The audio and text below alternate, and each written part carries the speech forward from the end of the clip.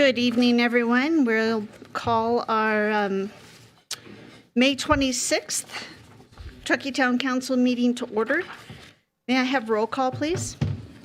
Yes, Mayor. Councilmember Zabriskie? Here. Councilmember Pallavi? Here. Councilmember Romack? Here. Vice Mayor Henderson? Here. And Mayor Klosad? Here. Thanks. Thank you.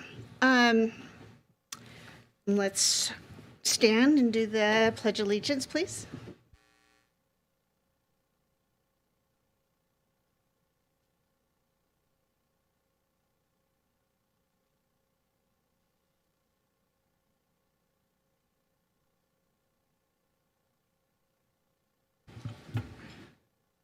Thank you, everyone. Okay, we have some fun proclamations to do, but before then, I'd like to open up public comment for anybody that would like to make public comment on something that is not on the agenda this evening. Is there anybody in the audience that wishes to do that? Okay, seeing none, we'll close public comment. And we will move on to our proclamations.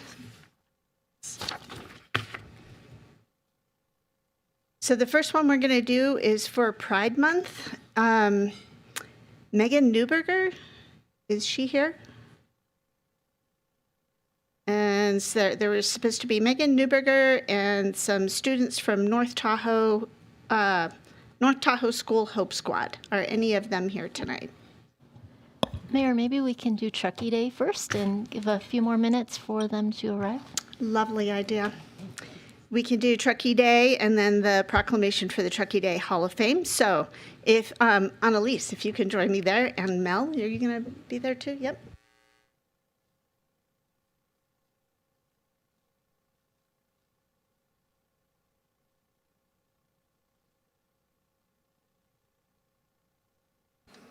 Guess that's what we get for starting mostly on time. Okay, a little reshuffling here.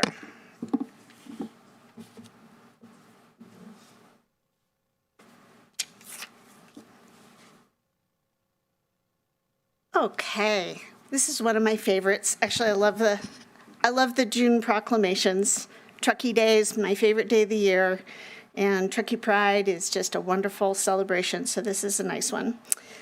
Whereas Truckee Day happens every year on the first Saturday in June and will celebrate its 23rd annual event on Saturday, June 6th, 2026. And whereas the event is a town-wide community effort to pick up roadside litter in preparation for the summer season and to show community pride. And whereas 23 neighborhood check-in stations have been created throughout town, and community members have signed up to champion these stations. And whereas efforts to recruit hundreds of volunteers to pick up litter have been successful and are still underway. And whereas Truckee Day is funded through generous contributions from the community. And whereas to celebrate the conclusion of cleanup efforts, a community block party and barbecue from the Truckee Optimists, as well as the Community Expo, is planned for the afternoon of Truckee Day, commencing at noon at the Truckee Regional Park. And whereas, to coincide with Tahoe Bike Month, Truckee Day volunteers are encouraged to ride their bikes to the block party, where a free bike valet will be provided at the Truckee River Regional Park. And whereas the town wishes to acknowledge the contributions of donors, neighborhood champions, volunteers, and all the community members who take part in this long-standing Truckee tradition to better our environment. Now, therefore, be it proclaimed by the mayor of the town of Truckee that the 6th day of June, 2026 is Truckee Day. Annalise, yeah.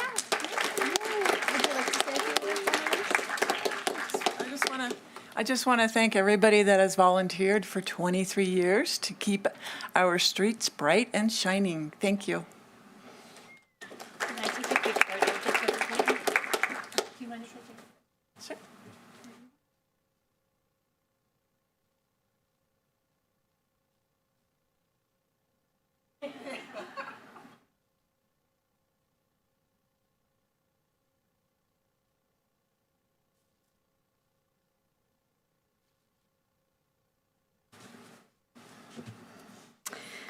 Okay, and then we also get to do a Truckee Hall of Fame proclamation. Let's see, we are going to have David Tierman and Richard Anderson come up from the Truckee Road on behalf of Truckee Rotary, right? And look, I don't know how many people know this, but David Tierman, when he was on council, he started Truckee Litter Corps, which still continues today as a monthly cleanup, and it's a really fabulous addition to our Truckee Day. So, whereas Truckee Day is a town-wide street cleanup that happens on the first Saturday in June each year and will celebrate its 23rd year of making the streets shine brighter on Saturday, June 6, 2026.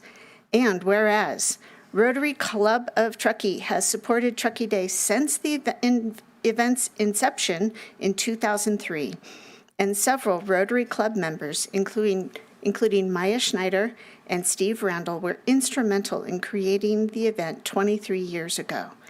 And whereas the Rotary Club has championed the Truckee Rail Yard neighborhood check-in station for more than a dozen years, and numerous Truckee Rotary Club members volunteer to clean up litter on Truckee Day each year. And whereas many Rotary Club members have also hosted neighborhood check-in stations in their respective neighborhoods, including current Rotary Club President Richard Anderson, who has hosted a station since the early years of the event. And whereas the Rotary Club promotes participation in the event each year by providing regular reminders to its members each spring leading up to the event. And whereas the Rotary Club of Truckee's motto is service above self, and has a mission to serve the community and environment by identifying and addressing needs through active participation. And whereas the Rotary Club and its members are recognized as distinguished community members who have shown a commitment to the betterment of the town of Truckee. Now, therefore, be it proclaimed by the mayor of the town of Truckee that Truckee Rotary is receiving the Truckee Day Hall of Fame Award for 2026 to honor their efforts and contributions towards making Truckee Day a successful event every year and helping to keep Truckee clean and green. Congratulations. Please come say a few words.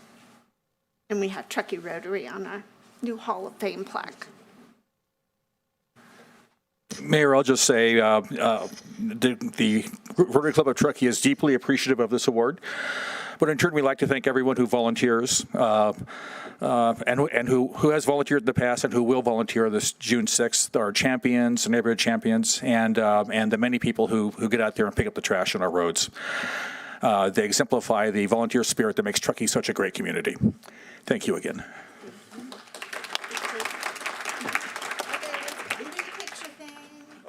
After you. Okay.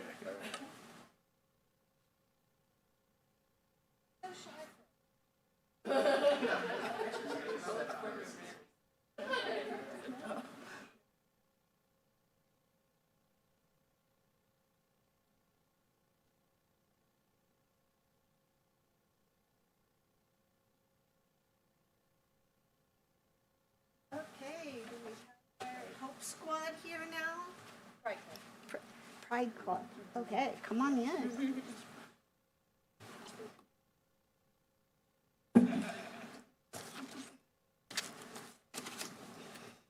Don't be shy.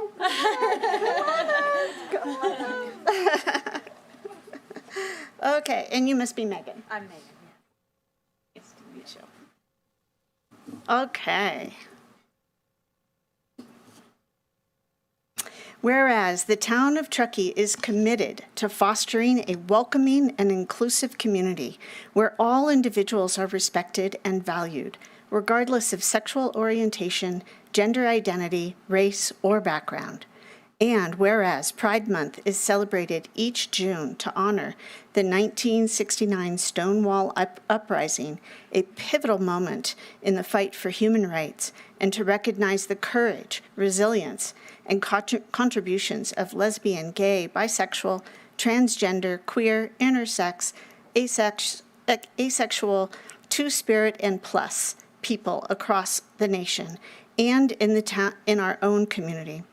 And whereas Pride Month serves as an opportunity to affirm the importance of belonging, dignity, visibility, and acceptance for our LGBTQAI2S plus individuals of all ages, and whereas the Tahoe Truckee Unified School District Pride Club provides safe, welcoming, and inclusive spaces where LGBTQ plus students and allies can connect, support one another, build community, and celebrate diversities and diverse identities. And whereas, through weekly gatherings and student-led efforts, the Pride Club fosters environments where young people feel seen, respected, empowered, and encouraged to be their authentic selves. And whereas the town reaffirms its commitment to equity, safety, and belonging for all youth, residents, and visitors, and celebrates the contributions they make to the strength and vibrancy of our community. Now, therefore, be it proclaimed by the mayor of the town of Truckee that June 2026 is recognized as Pride Month, and that the town proudly recognizes and celebrates the Tahoe Truckee Unified School District Pride Clubs for their dedication to fostering inclusive acceptance and community among youth. All students are encouraged to embrace diversity, promote equity, and support efforts that ensure every person feels valued and welcomed in our town.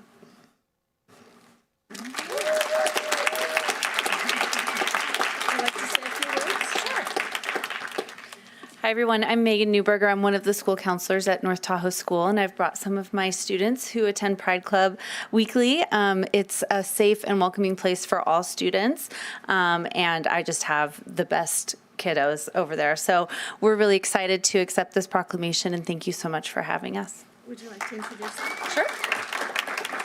So I have all 7th graders with me today. I have Matea, Daisy, Barbara, Amy, and Casey, and then my son Bodie's also here. Thank you so much. Yeah, you want to do a photo? Real briefly, I also want to recognize that we've got a contingency of our, is it Truckee Pride Foundation? Truckee Tahoe Pride Foundation here tonight. Thank you for your letters of support that you all submitted. I'll mention them up there because I have a few notes about them, and I just so appreciate everything that you're doing for this event coming up the first week of June. It's fabulous.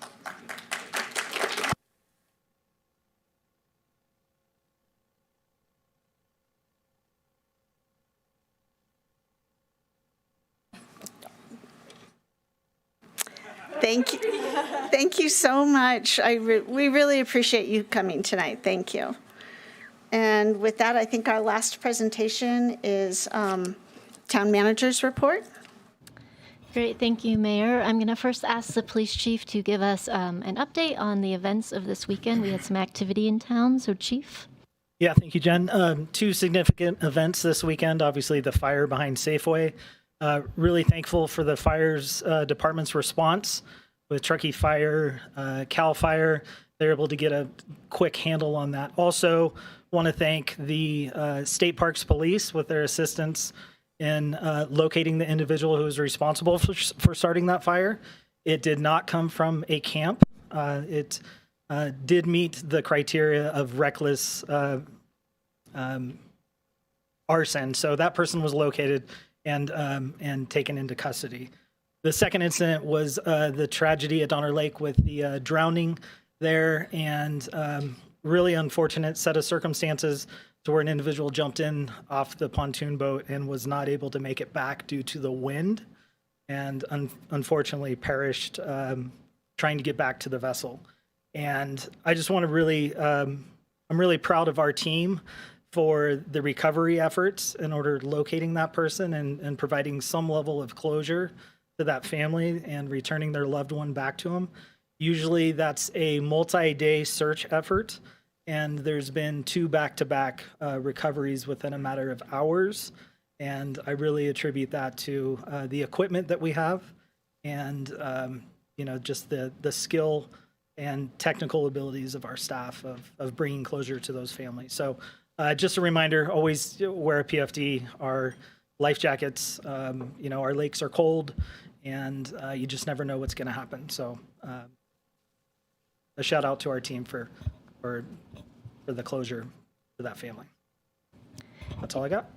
Thank you, Chief. And just some updates. There's a number of community meetings and community events happening in the next several weeks. Starting tomorrow night, we have a housing element community workshop right here at Town Hall. That is from 6 to 7:30. And then next week on Tuesday the 2nd, there's a special planning commission meeting for the housing element, also here in chambers at Town Hall. On Wednesday the 3rd, there is a community library meeting about the new library and having some feedback from the community on that. Of course, we have Truckee Day on Saturday the 6th. That's Truckee Day and Shred It Day. And then the following week, we'll be starting with green waste dumpster pickup. So a lot going on. Check out our town website for all that information. That's all I have. Great, thank you. Any questions or comments from the dais on any of the presentations? No? So now's the opportunity for anybody in the public to come and make a comment on any of the presentations. We welcome you up at the podium, and you would have 3 minutes to speak. While you're contemplating whether or not you want to come up, because I would love to hear from our Pride Foundation, I did want to mention that we received some very nice supportive letters of our Pride Month proclamation from the Truckee Tahoe Pride Foundation. Colleen Dalton, Church of the Mountains wrote a really beautiful letter, and Victoria Estevez all wrote in, and it was really nice to see the intentionality of all of these letters showing their support for fellow community members. They're writing in saying, great job, Town of Truckee, but I want to reflect that back at all of you and say, great job, community. You've really made Pride Month something special in Truckee, and I really look forward to participating in several of the events. With that, public comment.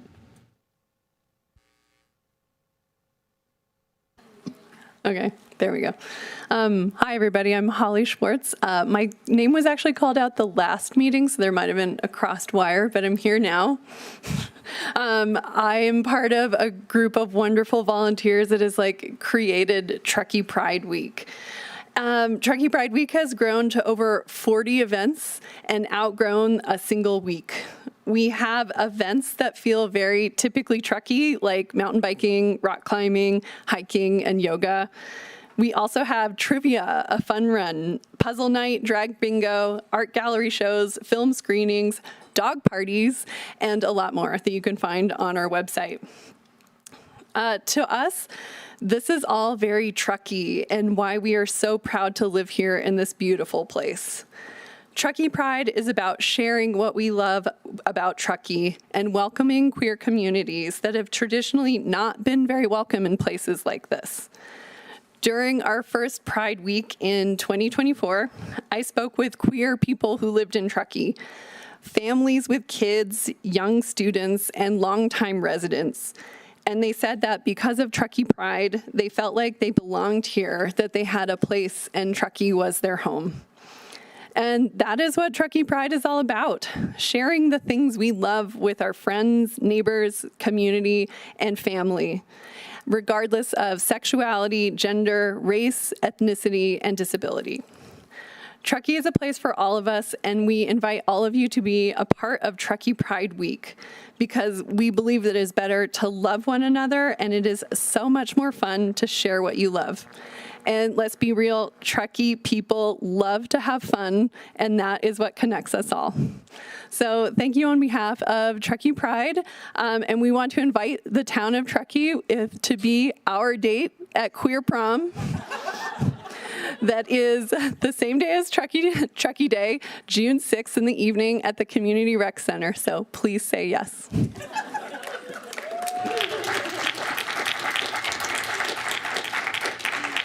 I love that. Yes. Thank you so much. Is there any other public comment on any of the presentations? Okay, seeing none, we will move on to the consent agenda.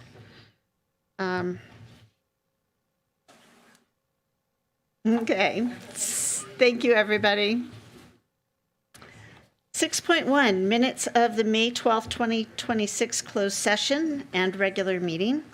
6.2, acceptance of the financial status update for the quarter ending March 31st, 2026.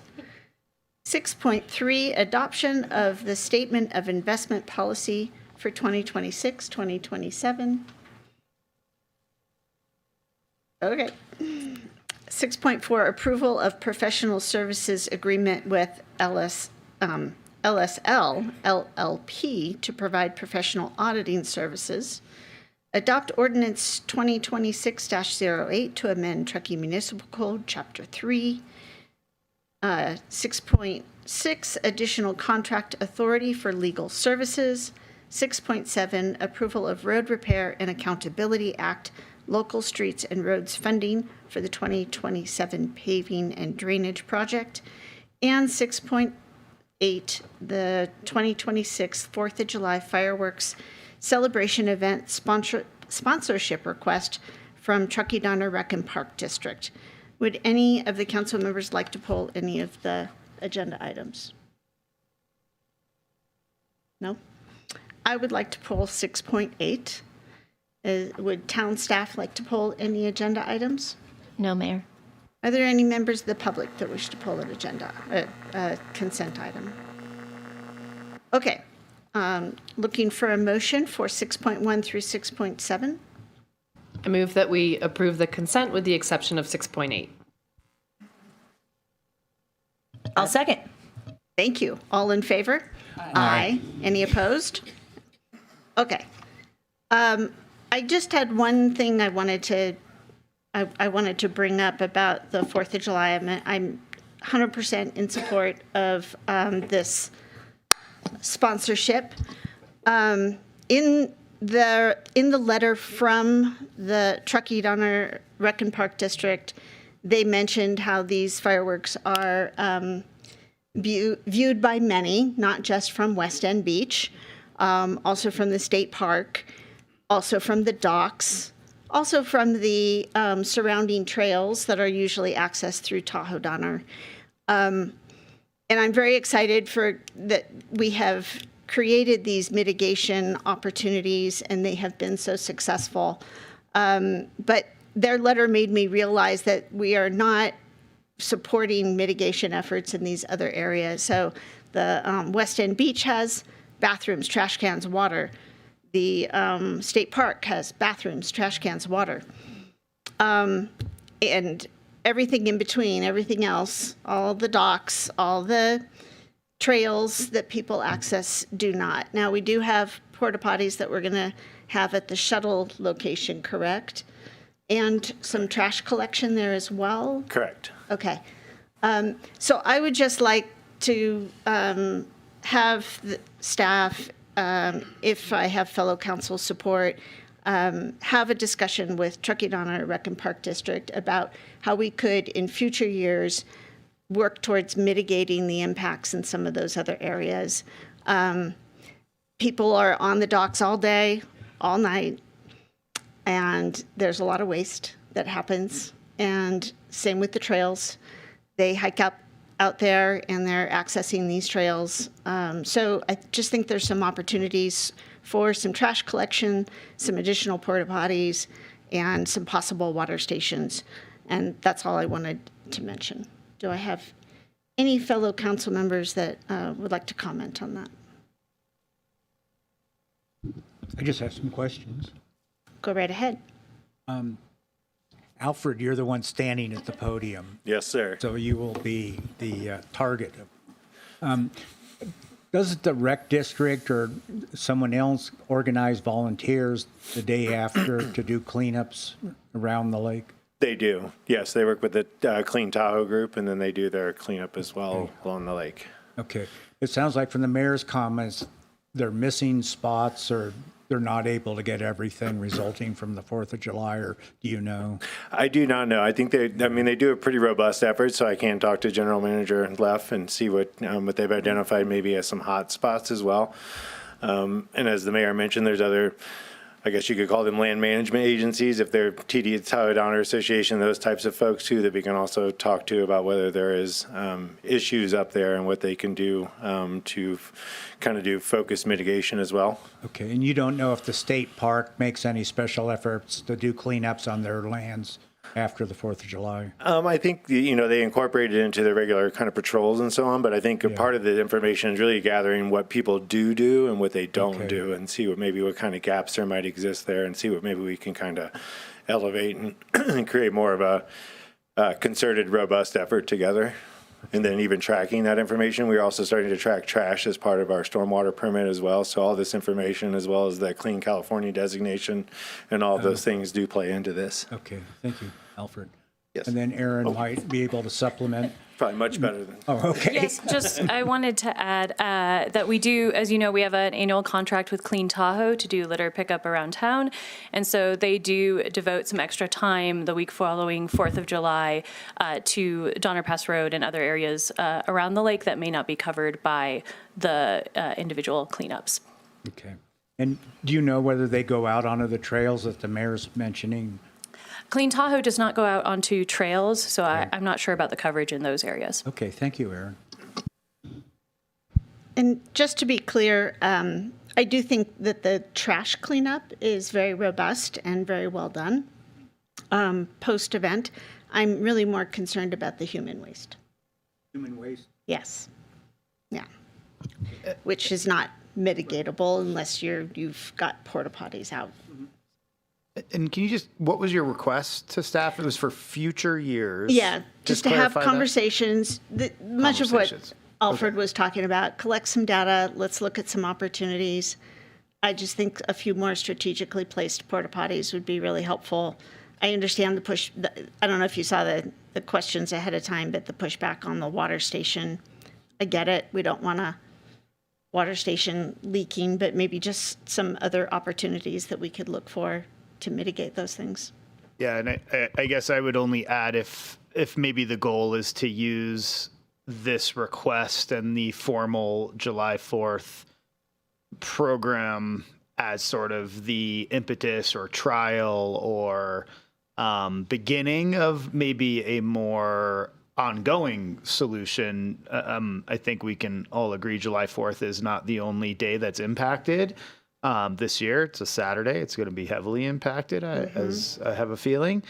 But, it's really a 6-week to 8-week time period of starting June last weekend. 20th, Memorial Day. Then we'll probably lull for a bit, but June 15th to August 15th. And it's a much more, I think, solving one problem for one day is great, and it's a good start, and I would love to see us progress in those communications, but I would much rather see a longer term solution to those same impacts. And I would agree with you primarily on the human waste part of it and the piers and just sort of the opportunities around being a little bit safer and cleaner for those recreating on the piers. Thank you for that expansion. I know we've had many discussions before about trash and restroom services throughout the winter, which, is another concern as well. Yeah. So this came to us on consent. Normally we talk about this. I don't need to change anything now. I would just like for us to continue to contemplate what our opportunities are in the future to mitigate those.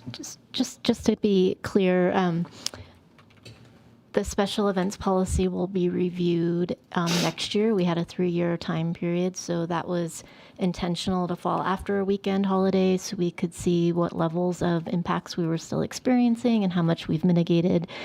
But you're requesting that we incorporate these conversations into whether it's seasonality or future. You're not expecting additional work that's covered under this permit.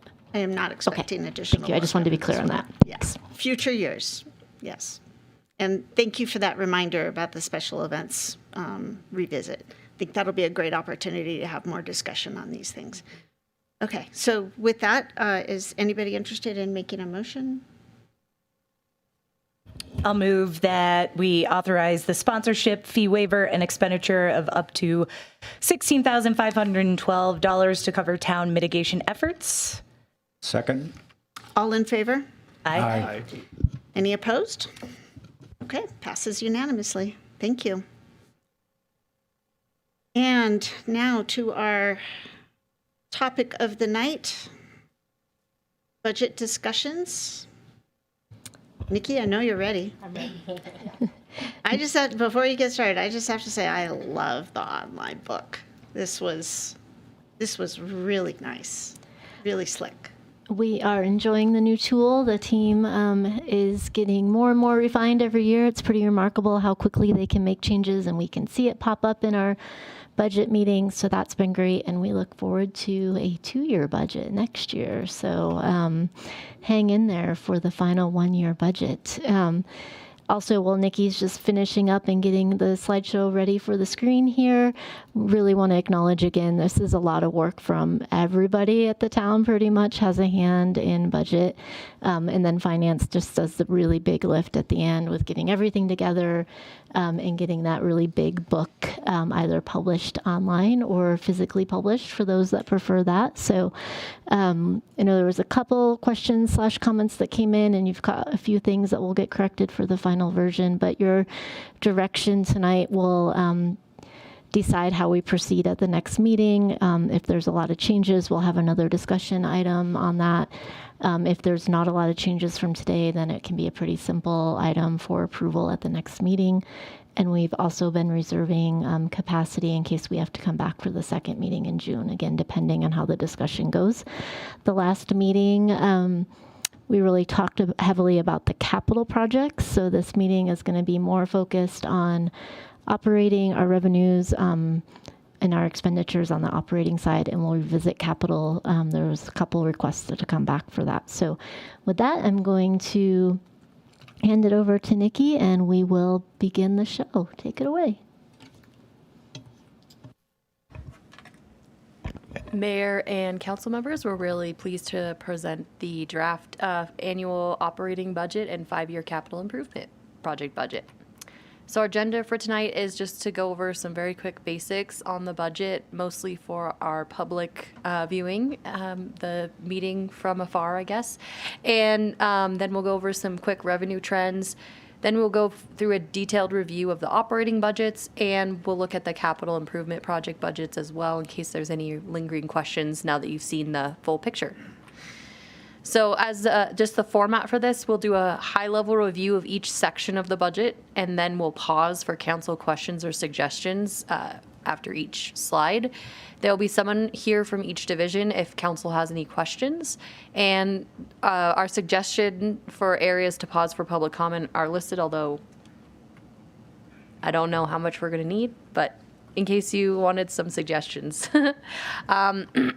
So our budget process timeline starts in January with a council priority setting. Town staff spent the month of February preparing the budget. Finance spent the month of March aggregating all the numbers to formulate them into a solid document. In April, we had a week-long meeting with the town manager doing a detailed review of each department and division's budget. And last month, we met with council to go over the capital projects. We are here at May 26, 2026, doing a detailed review with council, and we will be bringing hopefully a proposed budget back to council for adoption in June.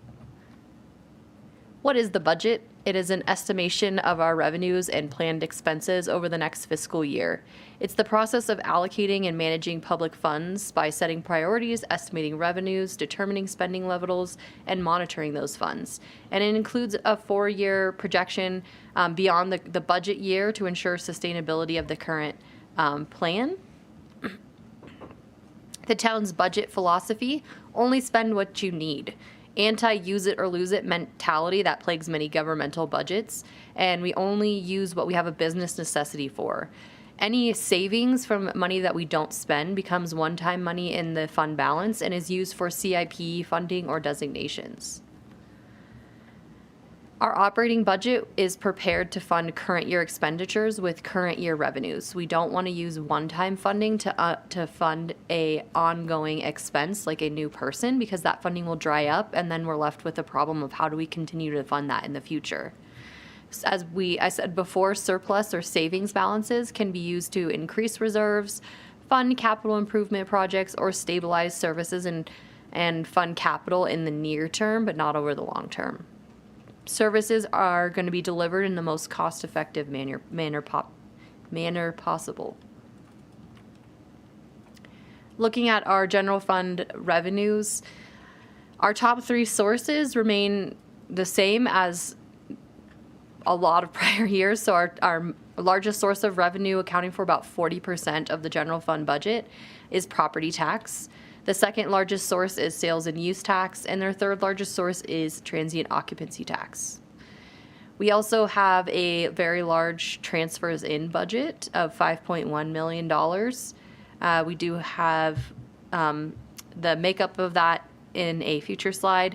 We also have about $2.6 million in charges for services. So that'd be like permits this is just general fund, so this doesn't include building permits, but permits, licenses, charges for services like police assistance at special events, and then intergovernmental at 3.2. Right now we have a very large interest budget at $2.0 million. That's from a combination of we're still getting pretty good interest on the town's investments. The state of California does allow us to invest our latent cash, but there's very strong restrictions following several bankruptcies in government agencies, and so the top priority with investing for public agencies is maintaining the principal, which means that we can't invest in very risky things that would earn us more interest. But right now, the U.S. Treasury market is doing pretty well, so we're earning pretty good interest. So that's also providing a lot of revenue for the general fund right now. Franchise fees went down from about 1.5 to about 1 million, and other is makeup of just a lot of other random things that we get money for. In terms of our revenue trends, we use a company called HDL Corn & Cone for projecting our property taxes. We have a 4.6% increase from estimated actuals and a 6.3% increase from the fiscal year 25-26 budget. We're looking at about $19.6 million as we saw on the previous slide for property tax. Sales tax, we're seeing a lot of moderation in the sales tax market, primarily due to the impact of tariffs that we saw last year, and then now we're seeing impacts from the political situation happening in the Middle East that's impacting gas prices, and then just continued economic uncertainty surrounding political policy that's happening right now, and just the uncertainty in the market about whether or not we're on the tipping point of a recession. So we are seeing a slight decrease from the fiscal year 25-26 budget, about 2%. It looks a little weird because our estimated actual is lower than our budget, but actually the estimated actual, we're coming in lower than our budget. For fiscal year 25-26, the budget was about 2.7 million, and we're hoping to bring in about 2.5 million. We do budget our transient occupancy tax pretty conservatively because that funding source is just very susceptible to everything that's happening. We do think there's a chance that we could do pretty well in transient occupancy tax, but this number doesn't reflect it just because of how high gas prices are. Plane tickets are very expensive, which tends to drive people to recreate more locally. So we could end up seeing, more transient occupancy tax than we are budgeting, but because it's very uncertain at this point, we are keeping our conservative estimate here. So it's 6.1 million, slightly above our fiscal year 25-26 estimate. And We move on to our wage and benefit increases. All 3 of our employee groups have a 3% cost of living increase. This was based on the results of the negotiations, where fiscal year 25-26 is the 3rd year of our 3-year contract with each of our employee groups. And we also have budgeted about a 10% increase in our health, dental, and vision costs. If we don't end up using the full 10% because our providers give us better rates, the amount that we budgeted goes into a savings account for each employee group that they can use for future rate savings, future rate increase smoothing. I think that's how you smoothing. Yes. We also have included a pay for performance increase based on revenue projections because it's still kind of in flux, and we didn't post the amount. We do have a 3% in there, but the amount hasn't quite been finalized because we just got updated sales tax numbers that we haven't rolled into the budget, and we want to see what that might look like for the actual pay for performance pool that we're projecting. We don't finalize the pay for performance pool until July, when we get the assessed value letter from the Nevada County assessor, because even a slight change in the amount that the county's assessing could, change the pool that we're in. So we won't finalize it. We have 3% in there, but we won't finalize the actual pool until July. We just like to touch on CalPERS costs because it's such a big impact on our budget. For people watching at home, CalPERS is the California Public Employees Retirement System. It's the town's pension costs. These are the rates that the town is currently projected to pay for fiscal year 26-27. The amount that the town pays includes the normal cost, which the rates we see here, that's the normal cost. And then we also have to pay an unfunded actuarial liability. For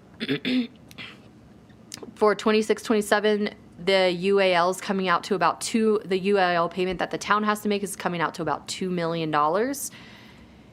We do prepay the town's UAL because we have very good cash flows, which gives us about a 3.3% discount. So that's amounting to about $69,000 for fiscal year 26-27.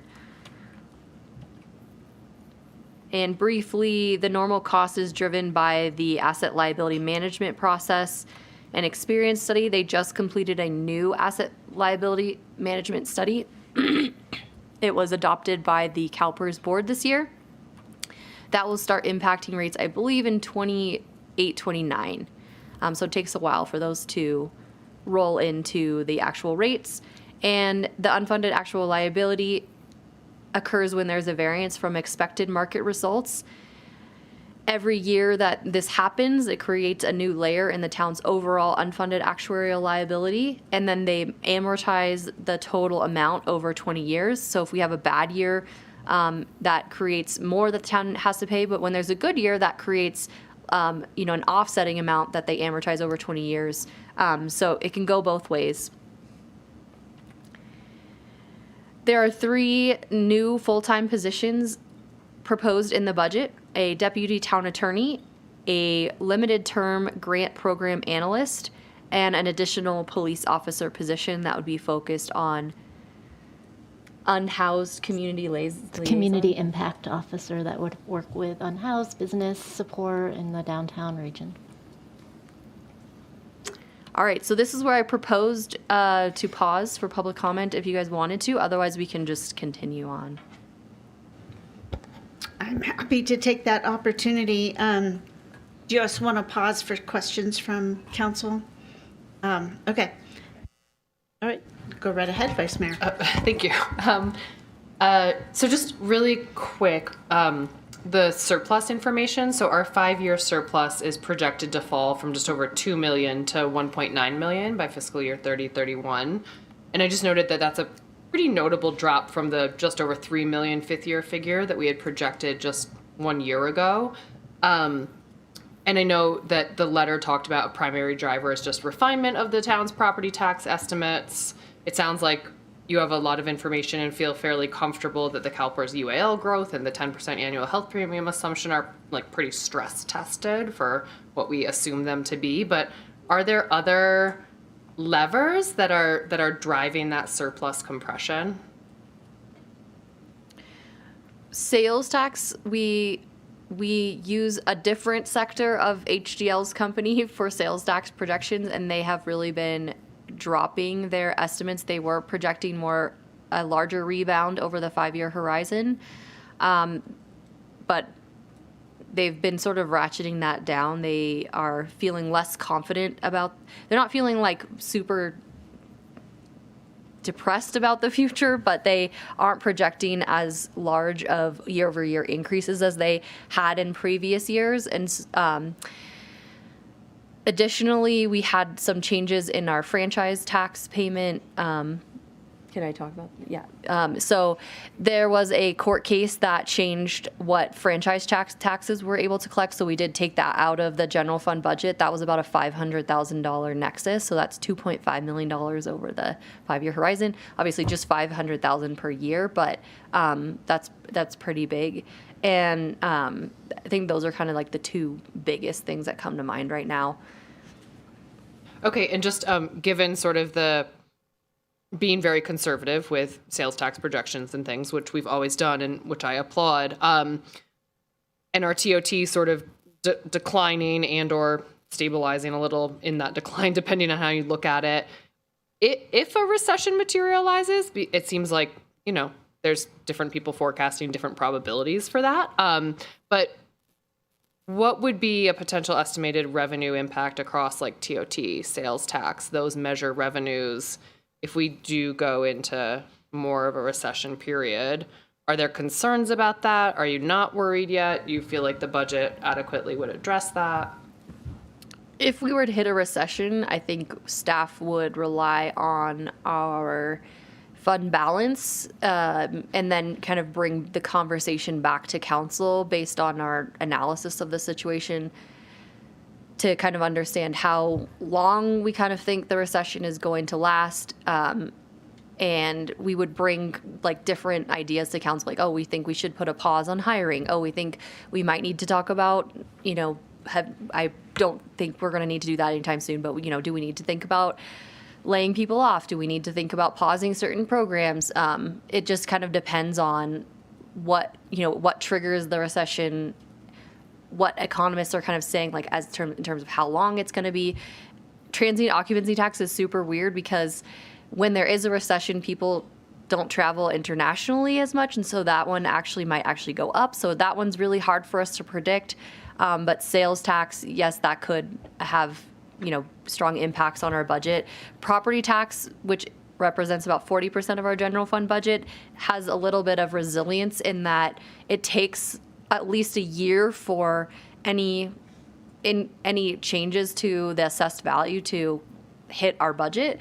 So that gives us a little bit of leeway in terms of kind of preparing and softening the impacts of a recession. It is something we're watching closely, but at this point the budget isn't set up as if we were in a recession.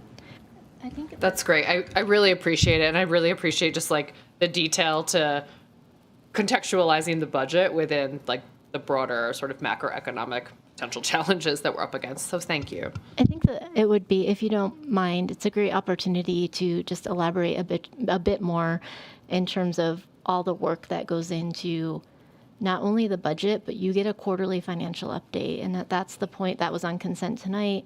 Staff is pulling revenues. They're looking at that quarterly, watching to see if trends are changing or where they're at. Our STR team is constantly monitoring TOT and looking at that regularly and giving us updates.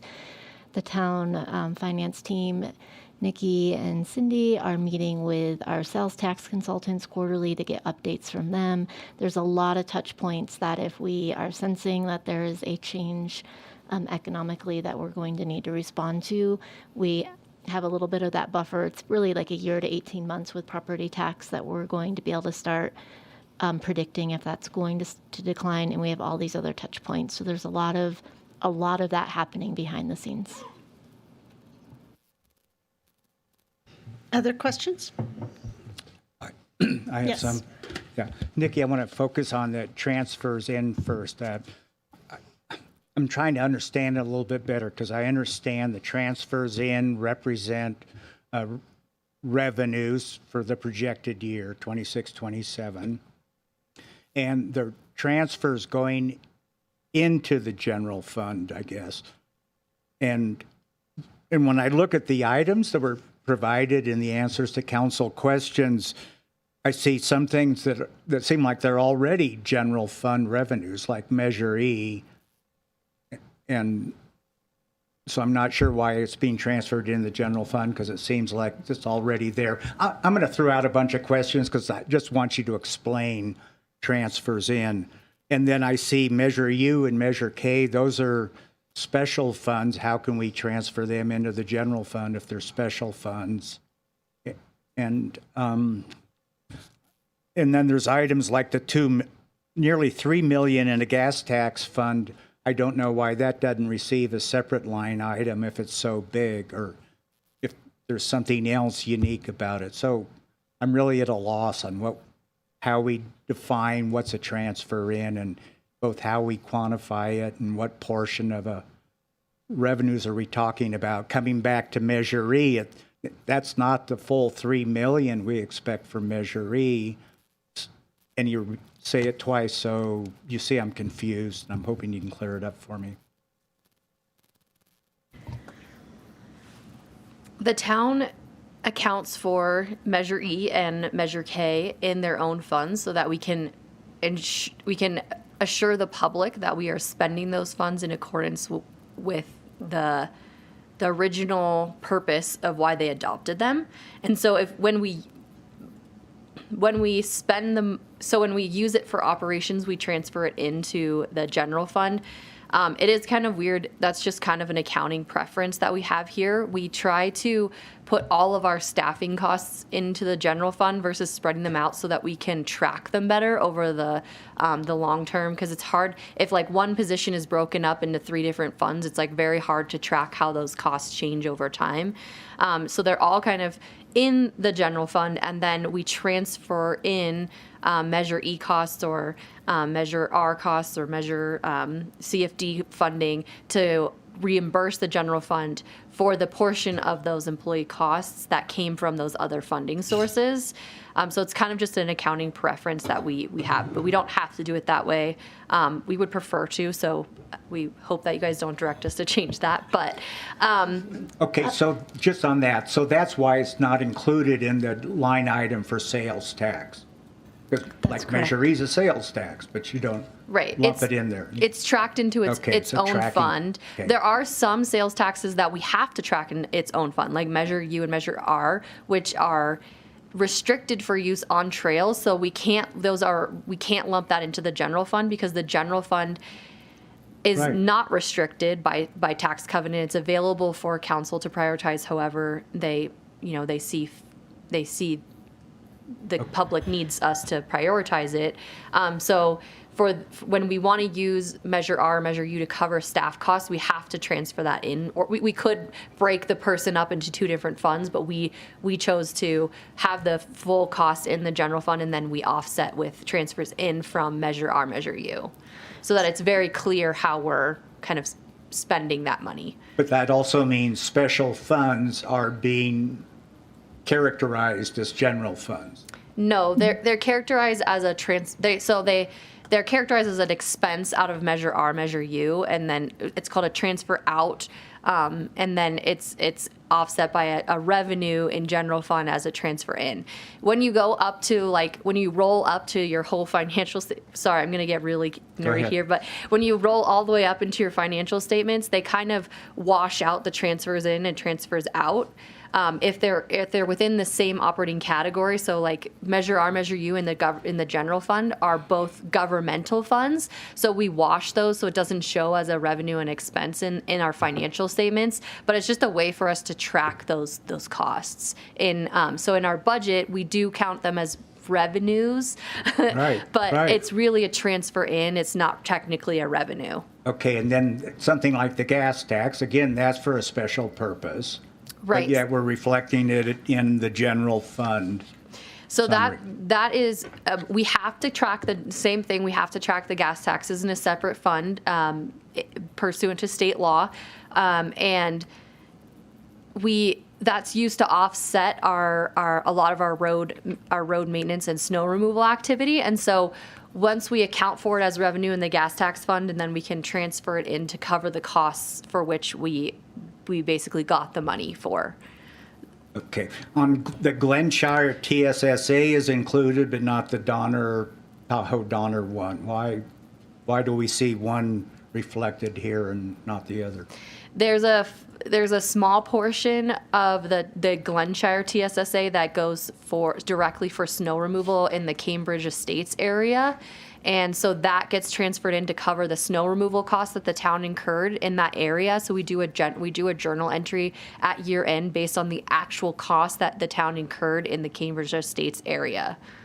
Okay. And we don't have a similar agreement in Tahoe Donner. We don't do any enhanced snow removal services in Tahoe Donner that is funded via the TSSA. Okay. I have one other general area I want to cover with you, and then I'll be done and we can move on. I've noticed over the years that always the fourth year out in our projections shows about the same amount of cash available. And at the beginning I thought, oh my goodness, we're overspending because in 4 years we're going to be down to only around $5 million. And then I notice year after year, the fourth year out is $5 million, but the one that was the fourth year, the last year has grown. The balance has grown. So I'm trying to understand, how is it we always just manage to come out in the fourth year with $5 million, and then as we get closer and closer to that, actually expending and collecting money in that year, we have a much larger amount of cash available? Is this by design? Actually, yeah, it's by the council design. So council at one point gave us a directive to maintain a cash available balance of $5 million. So that's why you always see about $5 million in year 5. So the budget's backed out from that then. We look at that $5 million 4 years out, and we budget back from it to hit that number. That is our target. That's a target for staff and how much we're allocating out of general fund dollars. In terms of why does it increase, there's two reasons for that. The first reason is that each year we budget conservatively. We budget our revenues at a level that we reasonably expect to collect every year. If we do better, that creates a surplus of revenues. Our staff is also directed to only spend what you need. So if you don't end up needing that money, don't spend it just to keep your budget. Right. And so that creates savings and expenditures. So that gives us extra surplus every year. The other issue is that we are extremely optimistic about how much we can get done. The staff here, we try and allocate out every second that we have to give our taxpayers the maximum amount of benefit for their tax dollars, but we don't end up spending every dollar, especially in capital projects. There's timing issues that happen. And so that creates, a little bit more, it just delays the timing of when we spend it, or, pushes it out, or maybe projects don't end up coming to fruition. Like, the Northwoods roundabout, I think that one's been rebudgeted like 6 times and we never end up doing it. So, we have a plan to spend every dollar, we don't get to it, and so that pushes that money back into the general fund. But then we get new projects that we try and plug into the budget over that 5-year horizon. If you wanted to see that money go away, you could go back to the 2009 budget where there was nothing in there. So it does happen where the general fund does get pretty used up, but we've been in a really good financial period, but there is a plan to spend every dollar at this point. Best laid plan, the saying about best laid plans, they don't always happen, so they just change over time. And but we do have a plan to spend every dollar. Right. I think we would be remiss not to point out as well that the town staff is amazing at getting grant funding. So sometimes we have general fund dollars or other dollars dedicated to projects and then receive grant funding and are able to free those up. Yeah. Well, I noticed from the records you provided, we stay pretty close to missing our target on net revenue by 5 million, just about, at least recently, not during the 2009 recession. Been almost 5 million every year there in terms of the difference. And the cash available always comes out to 5 million and then grows to about 30 or 34 million as we approach the current year. Okay, thank you. Those are my questions. Thank you. Good to have clarity on how those are coming in and going out. And I prefer the way you're doing it, so hopefully nobody else offers to or asks to change that. I just have one quick question about the PERS unfunded liability. This is indefinite, right? Like we're always going to have something here that we have to mitigate or pay for.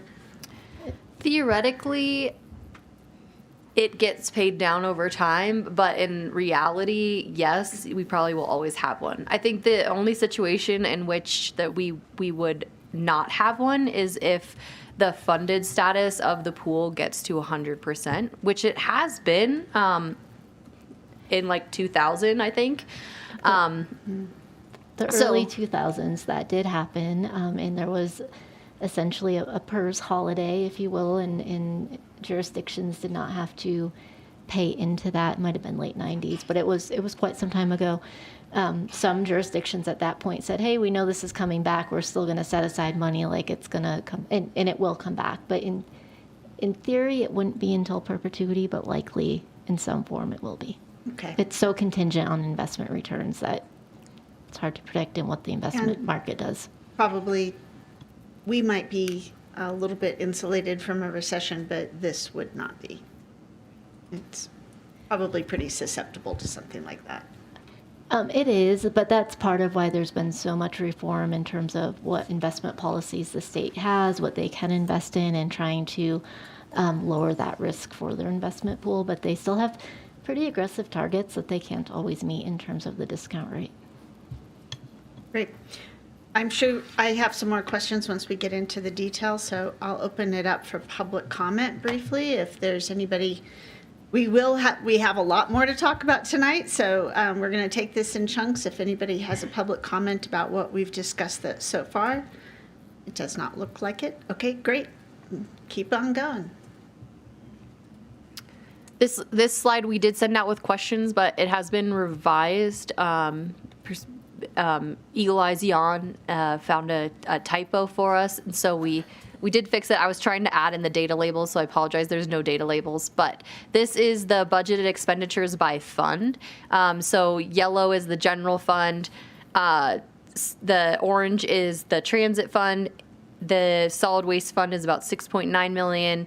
So you can kind of guess which color is which fund based on the size of it, hopefully. And then this is also located in the online budget, and you can click into each color to find out more about it. So we just wanted to present that. So we'll start with the general government section. As we stated earlier, this one has a new position, two new positions. The deputy town attorney position has been added.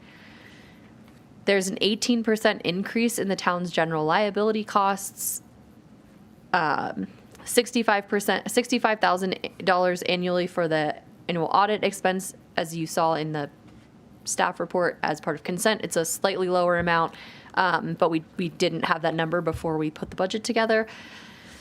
We have about $100,000 for a townwide network security infrastructure upgrade. $80,000 for specialized legal services. This is a decrease from the previous year budget, about $150,000 in recognition of the deputy town attorney. It's going to take some time for the deputy town attorney to get up to speed. And then also, we will have some issues that we will probably always still need to go out for special help, such as like very weird personnel matters that come up. We definitely want to bring on an expert when that happens to protect the town. There's $40,000 budgeted for the town's contribution to the election costs in Nevada County. We have 2 elections, one in June and one in November.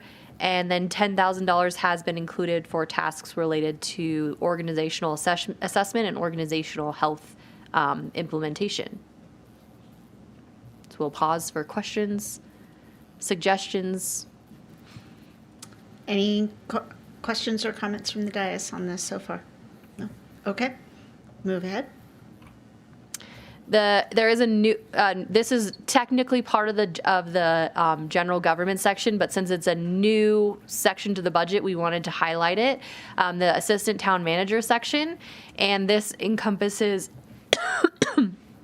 economic vitality, which has one dedicated person, and they will be focusing on the R2SE R3 playbook implementation, the Economic Vitality Strategic Plan, and continuing the town partnerships with VTT Chamber and Truckee Donner Management Association. Also, the Economic Development Program manager does meet with the finance department and hearing about our sales tax and how each business is doing so that they can kind of reach out if we notice any problem businesses. So that's also happening. And then we also are proposing a limited term grant administration position. This is kind of a pilot position. The town has had a long standing relationship with a grant consultant who retired, and we've been trying to kind of break up the tasks that person was doing, but we're thinking that it might make more sense to kind of consolidate those efforts. And this person would support townwide grant identification, application, tracking, reporting, and compliance, which is kind of what our previous consultant did for the town. Any questions, concerns on this one? Seeing none. We'll move on to Public Works. I'm sorry, can I actually ask one question on the grants administrator position? I know it says it's limited term. Is there a potential intention where it could be longer term, like if it's highly successful as limited term, and if so, what defines it as highly successful? Is it grant dollar targets that convert? Like, what might influence that? Yeah, we are currently working on selecting and implementing a grant software right now. We track it pretty decentralized, so it's hard for us to understand really our metrics. When people ask how much grant funding are you getting, and it's really hard for us to make that determination. So we're trying to get some data to start with. And then what we kind of put into the budget is we want that person to help us get about $100,000 worth of additional grant revenues for the general fund. That would kind of offset a lot of their costs. So it's limited term. We have it plugged in for 3 years of the budget. That's what we'll advertise. And then if it is successful, we would propose to council to kind of extend that position on a long-term basis. Another metric that's maybe a little bit harder to find is there's a great deal of staff time that goes into managing and reporting out on grants, and this person would take over some of that and hopefully free up capacity for staff to work on the projects themselves. When she talks about reporting out, we have to do quarterly reporting or biannual reporting to all of the grants that we do have, and that takes a significant amount of time because every single grant form is different for some reason, and they do things like if it's rounded to the wrong penny, they'll send it back. So it takes a lot of staff time to work through those. So that's super, super helpful. And you said you're targeting 100,000 in new grants that can come into the general fund annually from this position? And that could be a lot of grants allow the town to, our old grants consultant, she would charge her time to the grant when that was allowed for grant administration. So that a portion of that could be that they're covering their costs, but just helping the town find new revenue, new grant revenue. Thank you. And just so I'm clear, because it looks like the next one you were bringing up was going to be Public Works expenditures. So that was covering all of Section 7, general government expenditures. So if we have any questions on that entire section, now's the time. Because that's a pretty big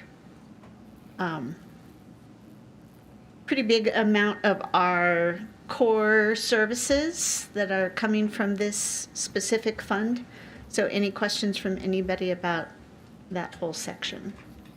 I'm sorry, which fund were you talking about now? Are you just on the general fund? Or? I'm in the workbook, and it's 7.0 general government expenditures, and She's not going to go through each one of these. She just highlighted the assistant town manager because it's new, but there's town attorney, economic vitality, administrative services, general government. There's a bunch of stuff in there.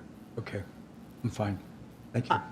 I'm not sure if this is the right place, but I do have a question about our debt service. I know we've got debt service on our courtyard and, you know, everything out there, but we also have it on this, but on the town hall. When does the debt service end on the town hall? Are we getting close to that? I believe it's 2030. 2030. Okay, great. So 2032. It is very close. I think we have about 5 or 6 more years on that one. Okay. And in this section, is this, because I'm kind of trying to look through it, I think I've got a weird echo. Because sustainability is now in neighborhood services, so we're not there yet. Okay, yeah, never mind. Thank you. All right, so we'll move on to Public Works. We have 3 divisions that we're highlighting, well, 4 kind of in Public Works. We'll start with engineering. There's $10,000 per year for construction management software. $20,000 has been included for the stormwater program implementation, which is a $5,000 increase from 24-25, but the same as 25-26, which is to implement the new state stormwater permit. In roads and snow, there has been some increases in items due to inflation and additional project needs, such as budget for snow stakes, signs, and striping. The roads and snow team did get their new sign shop up and running this year, so they're very excited about that. We did put a lot into buying the supplies for that this year. $60,000 was added to the capital outlay item to purchase a vegetation masticator boom attachment that would be used on an existing multi-hog tractor for additional vegetation management. I believe that's what we have been seeing kind of around town over by the Catholic Church, by the middle school, and then over here by the hospital where they send that out and it kind of like chews up the vegetation. And then we also have fleet facilities and trails. $24,000 has been included in the trails budget, although it's offset by a transfer in from the Measure R, Measure U budget to procure 3 additional permanent location trail counters that will replace the existing end-of-life trail counters that we use to kind of inform our active transportation plan and other activities that the town does on the trails, which ones are more highly trafficked that we need to pave more frequently. And then there's also an increase in the trails budget for software supplies due to the cost of our GPS on the McLean snow blowers, so people can know how frequently the trails have been snow blown. So I'll pause here for questions. That's the where's my plow? Correct. GPS tracking. Yeah. Okay, questions on Public Works expenditures from any? No? Nope. Okay, keep on going. Next, we'll go to community development. In planning, $99,000 has been budgeted for historic objective design standards. They decreased their professional services budget from $60,000 to $15,000 to move affordable housing monitoring in-house. So that was something that previously was completed by our grant consultant. And then there's also housing element work. In building, we increased the professional services from $150,000 to $250,000 for temporary plans examination assistance. We are working on hiring a plans examiner. The plans examiner that has been helping the town is a retired annuitant, and her term is ending this year. And so we will be hiring for that. We're working with a recruiter. We're getting that running this week. But it does take time to get that person fully up to speed once we get them hired. And then they'll just be in continued work on implementing cloud permit, and there were no significant changes in code compliance. Any questions? Yes? Can I just, you mentioned the previous grants monitor would help with this housing monitoring. Would we expect this new grant position to help with this at all? Or are we expecting the housing community development team would be monitoring affordable housing? Right now, the administrative technician in planning has been assisting with that work. So we haven't quite figured out where that will ultimately land. It's possible that we could have our new grants person do that work. The consultant that we were using was just very, very skilled in that work. This particular work involved we actually have to go out and go to the properties to monitor them. So we'll kind of figure that out once we've selected somebody. Any other questions? No? Okay, thank you. Moving on. In public safety, we wanted to highlight that there are 27 sworn officer positions. An $18,000 increase has been included for the dispatch services. There was a $7,000 increase in education and training to support advanced training in de-escalation and emergency response. In emergency services, there was a $13,000 increase in education and training to support additional staffing and capacity to carry out an emergency operations center training for town staff. $10,104 increase in the California Fire Wildland Protection Agreement, which was approved by council at a meeting in May. And a $10,400 decrease in soft source supplies. In the support realm for police, $8,500 increase for software supplies, for new software programs and digital tools, and a small increase for DUI and narcotics analysis fees. So we'll pause there. Does anyone have any questions on the public safety section? And again, there is that one new position that has been recommended. As well, yes. I do have one on the animal services. So 11-point-something% increase. That's due to we had some staff transitioning over, and now we're paying more for those services. Is that what that is from, or what's the increase from? I was seeing if Danny was going to answer, but so animal services, we contract now out to the Humane Society, and so there's some annual escalators built into that contract. But we have more comprehensive services as well. Great. I did recall something going on there in a new agreement, so now that's represented in here. Any other questions for this section? No? Okay, carry on. We'll look briefly at the parking district. There's an increase of about $34,000 for software supplies, which includes a new software model for employee and residential permitting and software to manage the data analytics for the license plate readers that they are using for monitoring people's compliance with parking, and a decrease of about $17,000 in repair and maintenance because they just upgraded to new pay stations, and they're promoting text to pay and mobile app payment solutions versus the actual physical pay stations. So we'll pause there really quickly too. I appreciated fellow council members submitting a question on this, and your response was really interesting, that the 5 target areas or goals, and you're going to be moving into assessing the cost of parking spaces and potentially increasing those or making changes. Yes, as it was noted, the parking fees have not been increased for many, many years, not even at an inflationary level.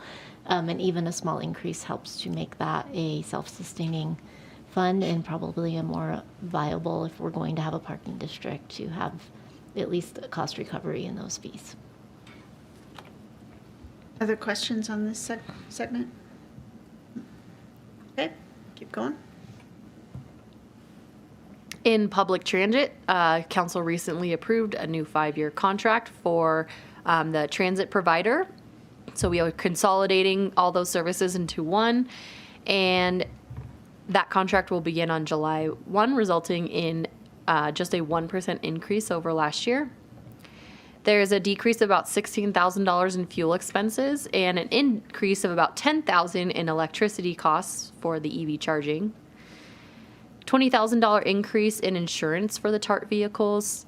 Our townwide insurance does not insure the town's transit operations, but we sort of have double coverage on our transit cars because we require that our transit provider also have insurance for when they're operating the vehicles.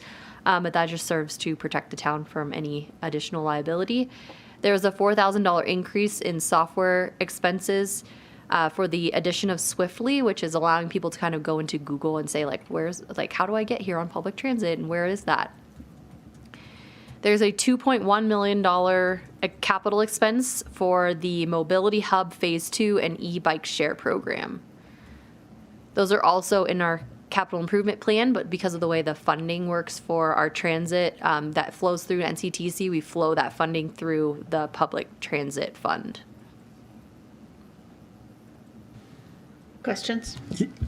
Yes. Kind of going back to Measure E, I know Measure E funds a lot of the micro transit. Does that explain why in the transfers in, we only see about a little over $1 million being reflected? Is it somehow because the rest of Measure E revenue goes to micro transit purchases? The microtransit is funded out of the transit fund, so there is a transfer into the transit fund from Measure E, which covers the cost of microtransit. And that's employee costs or contract costs, services rather than capital? Right. It used to be in capital when it was a pilot program, and then because council, when we adopted Measure E, we kind of said like that's going to be the funding source so that we can continue that program as an ongoing operating cost. We moved that into the public transit budget, and then we transfer in Measure E dollars to cover that expense. And so where are the rest of the Measure E revenues reflected if the ones in the transfers in are only $1 million?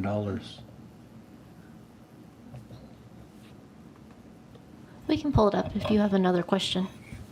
No, but I can wait. You can go on with just trying to find out what happens to the other $2 million of Measure E revenues, where that shows up. So there is in the summary section of the budget, there's a whole page for Measure E. And that shows the revenues, and then it also shows the transfers out from Measure E.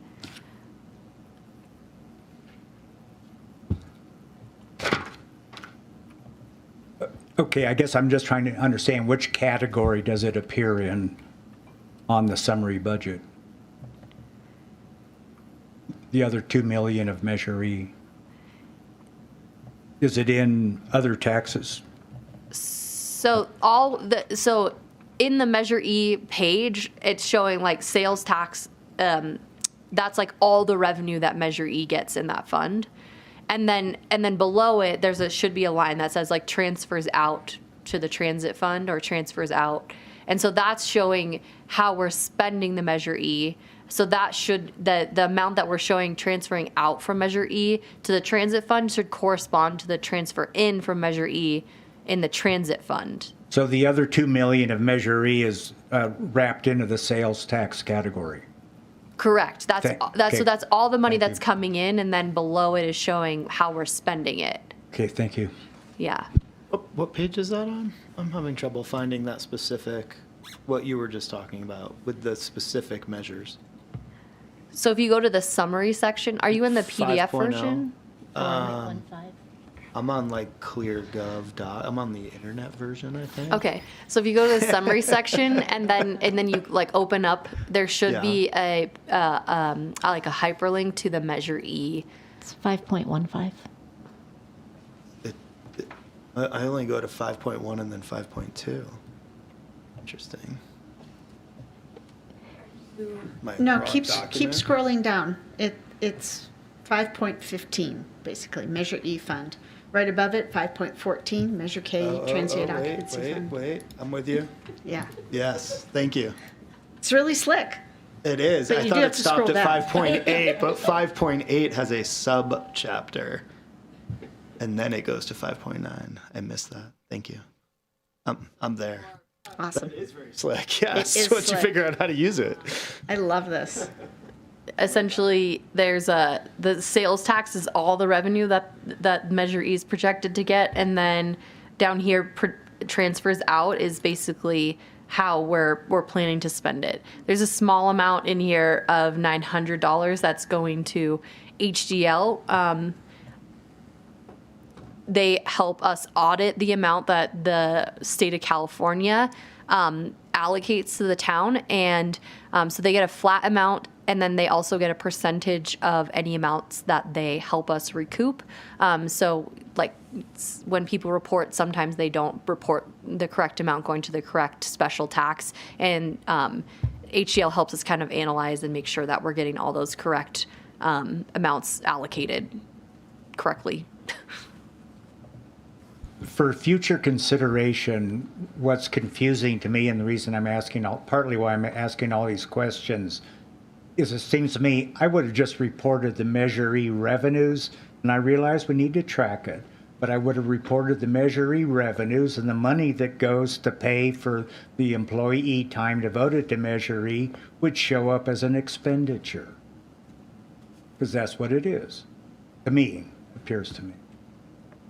So that's my confusion. You have Yeah. Just So offsetting- as I said, that's Okay. totally a preference. We can change it if council wants us to. It has helped us to better track our personnel costs. So there is nothing, like, we do have to account for the Measure E, but we don't we do have to account for our special revenue funds that are restricted in a separate fund. Ultimately, there is we don't have a GASB that says you have to account for all your personnel costs in one place, but it does help us to track it. So up to council.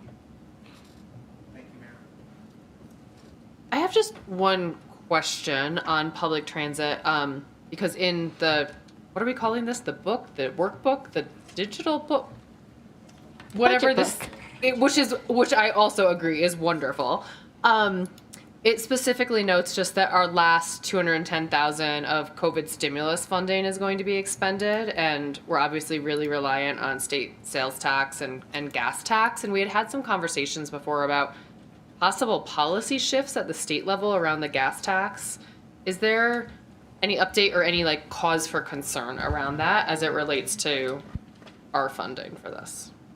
I can address that. So there is a bill at the state level which would prompt the state to do a study of sort of future revenue options as electric vehicle adoption increases and therefore gas tax revenue decreases. That bill is still moving. It hasn't been adopted yet, but the hope is that the state will continue to look into those options. They have some ideas in mind of what that could look like, but it is a significant revenue source for the town. Thank you for that, Hillary. I have a question, and this might be for Alfred, potentially, related to the North Lake Tahoe Express. And I know we only, it's only $15,500 in this fund. But I know Visit Truckee Tahoe, I feel like they had mentioned when they increased the T-bid that could be a potential opportunity for them to help support the airport shuttle. I was just curious if they are doing that at all, if there's conversations around that. There were conversations. Right now, we're limited on what we can provide because of our dollars being such fixated on the state and federal dollars for general public transportation. That's considered kind of more of a charter type service. So we are capped at kind of that 15. So we are talking to them to see if there's an ability for them to make up a little bit of that difference for the cost that would be incurred with inside the town. So those discussions are ongoing. And I can add the VTT, we just saw a draft budget actually. So we budget on the same fiscal as the town. And we approved, or we didn't approve yet, but we have proposed sort of percentages based on the similar way that we've budgeted in the past. But there is also no collection yet, right? So that the updated collection is not going to start until July 1st. And there's some just balancing of both revenues and expenses that VTT is looking at, especially in the first 6 to 12 months, to figure out, okay, what is this increase going to give us? What does that mean for our operating? What does that mean for stewardship? And we'll be coming back, I believe, with a more robust sort of stewardship percentage outlook, probably in the fall would be my prediction for that. Great. Thank you.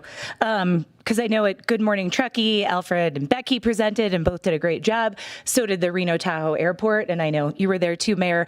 And they did talk about increasing the parking rates at the airport. And that really was to help make a behavioral switch. So does seem like a good time to provide more opportunities with the North Lake Tahoe Express. So glad to hear these conversations are happening. Thank you. Did you have something that you wanted to ask Councilmember Pallavi? Just as I found another hidden one that I didn't see before, I apologize for that. What accounts under the town council expenditures for the drastic increase in supplies and services? Is that a recategorization of lobbying services into that budget, but it goes from as low as 62,000, and then you have a $100,000 plus increase in 26-27. And I am on number 7.1 under that general. I'm going backwards for a second because it popped up. Apologies. Yeah, that one. Were there other questions while we look that up?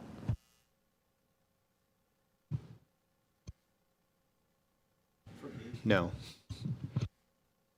Any other questions from anybody else? I think Nikki can pull up detail, but my recollection is that it's several different things combined. So typically when we reset with a new work plan, we do a 2-day council retreat, and then we have that facilitated. So there's a cost for a facilitator. We added some additional funds in to support continuation of the block party and some supporting information from that. We've not allocated out things like the gratitude and other council programs that we've charged into other areas that we've been trying to reallocate here to give you a better picture of those. Things like the block party, the state of the community event, those would fall under town council budgets. The block party, I think I added in here, it was just if you want a table with some swag. It wasn't for the whole block party. I see. Yeah. Thank you. What does that all falls under communications, I'm assuming? For the majority of it, but I was counting on you thinking you might want some swag to give out or something at your table. Got Not it. knowing what It's that would sock be. budget. I see. It is not, for anybody watching at Double home, that is checking. not the sock Not what- budget. Got it. No further questions from me at this time. Well, while we are on this one, I know there's a portion of this that's designated for council training retreats and stuff. Has that been maintained at the same level now for what I think is quite a few years, or has it changed? The retreat has changed depending on what year we are in and what we're realistically seeing. The other add to this would be the appreciation event for the commissions and committees that we've started to do.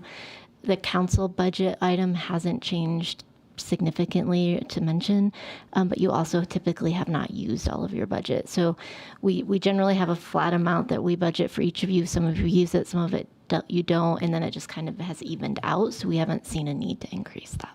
Okay, thank you. Anything else on this one? Okay, going back to, where were we? Public Works? No. Transit. Are we done with transit? Any other questions or comments on transit? Okay, so now neighborhood services.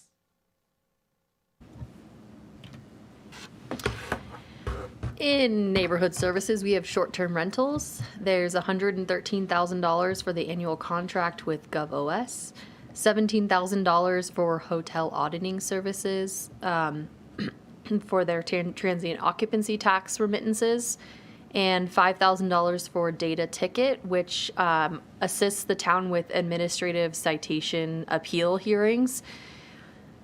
In housing, we have professional services for additional analysis of how the housing revenue working group and outreach for affordable housing property managers meeting and housing horizon events. In community engagement, we have funding for the Youth Commission, the language access plan and implementation, a community engagement framework, outreach partnership grant program, a support and marketing and outreach needs for town programs, and also funding for various community events. We will have a separate page for Keep Truckee Green. Great. Questions? Okay. Is the 17,000 for hotel auditing, that's new? This is, we haven't really done hotel auditing, or we haven't done it recently? Can you remind me? That was new as of last fiscal year, so this has been our first year, complete year doing hotel audits. Great. Thank you. Other questions? No. I love the Youth Commission dedicated funding. That was really nice to see, so thank you for that.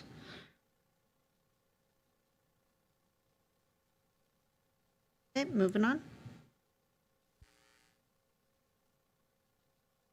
In Keep Truckee Green, we have 4 full-time positions across 2 different programs, and those include solid waste, where we have $55,000 for community waste and litter reduction programs, $35,000 for consultant services for the annual rate setting, $22,000 for the Sierra Watershed Education Partnership for our schools programs, and $21,000 for litter cleanup by Clean Tahoe. We kind of talked about earlier in relation to the 4th of July efforts. We also have the sustainability program where we have an additional $21,000 for litter cleanup. So we break that. Half comes from Keep Truckee Green and half comes from solid waste and half comes from sustainability. There's $21,000 for the municipal operations GHG emissions dashboard, $20,000 for software for the online energy rebate finder, and $15,000 for bike valet at 22 community events, and that we partner with the Truckee Trails Foundation for that service. Thank you. Questions on this section? On this side? No? I do have a couple. The $21,000 for municipal operations GHG emissions dashboard, because I think there was some confusion about this at the last meeting.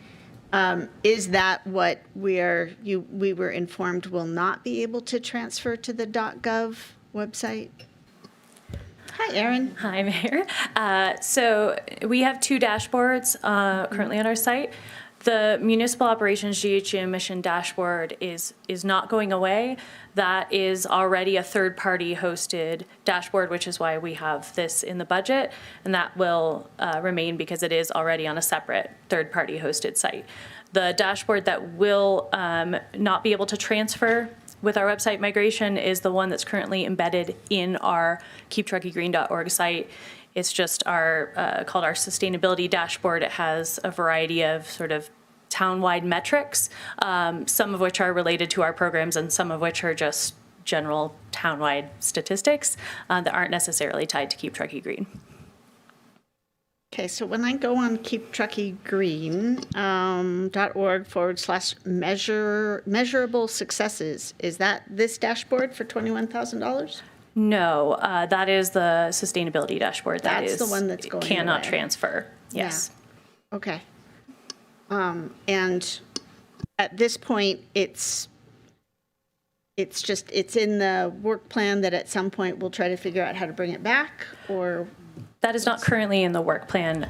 We were not expecting to migrate our website. That was also not originally in our work plan. And so this is a very recent discovery that we will not be able to transfer that dashboard.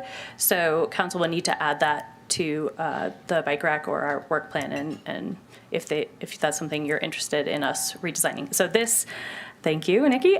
This is our municipal greenhouse gas emissions dashboard, and that is the one that is in the budget. So that is hosted by N0, and it's, as you can see, already on a separate website. So we will continue to link to that from our new Keep Truckee Green website when it is migrated to the town site. Okay, and so this one is generated by receiving our utility bills monthly for all of our district facilities?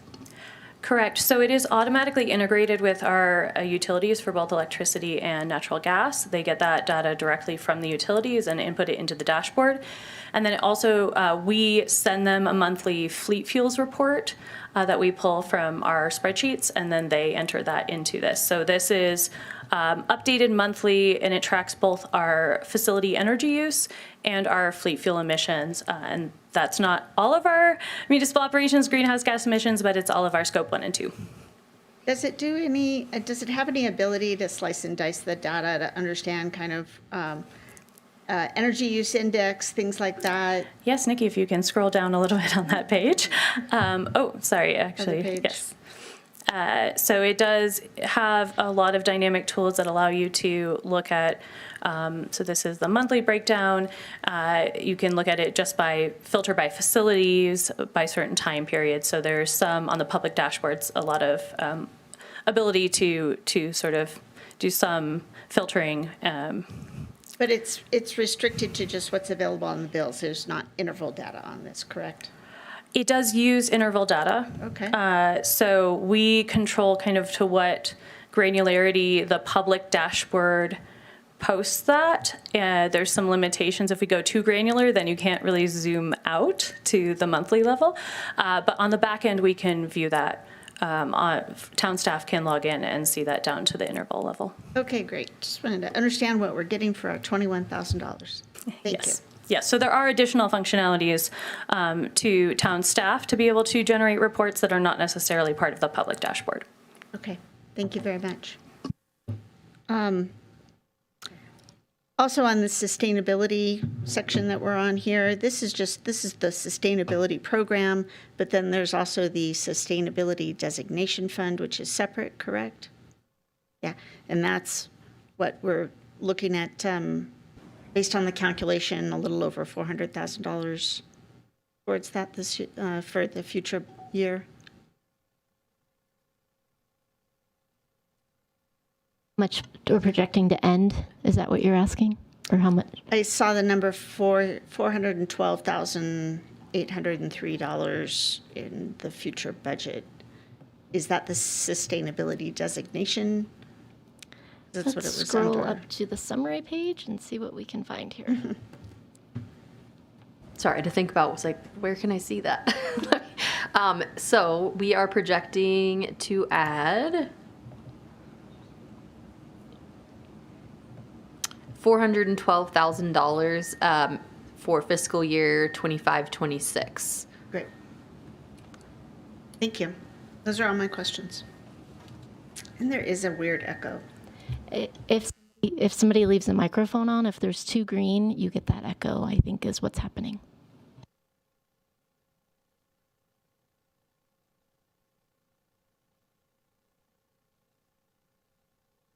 Yeah, I think we're done. Nobody else has any questions. It was just me. All right, this was our second section that we suggested a pause.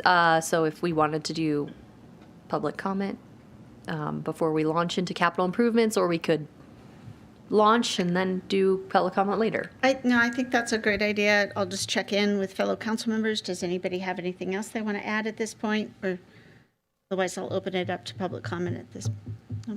Okay. Is there anybody that wishes to make public comment on the presentation so far? It does not appear so. Okay. Close public comment. This next section is pretty big. Do we want to take a break before this? We have a yes. Okay. Let's make it a quick one so we can keep the flow of this going. Let's meet back here at 6:52. Thank you.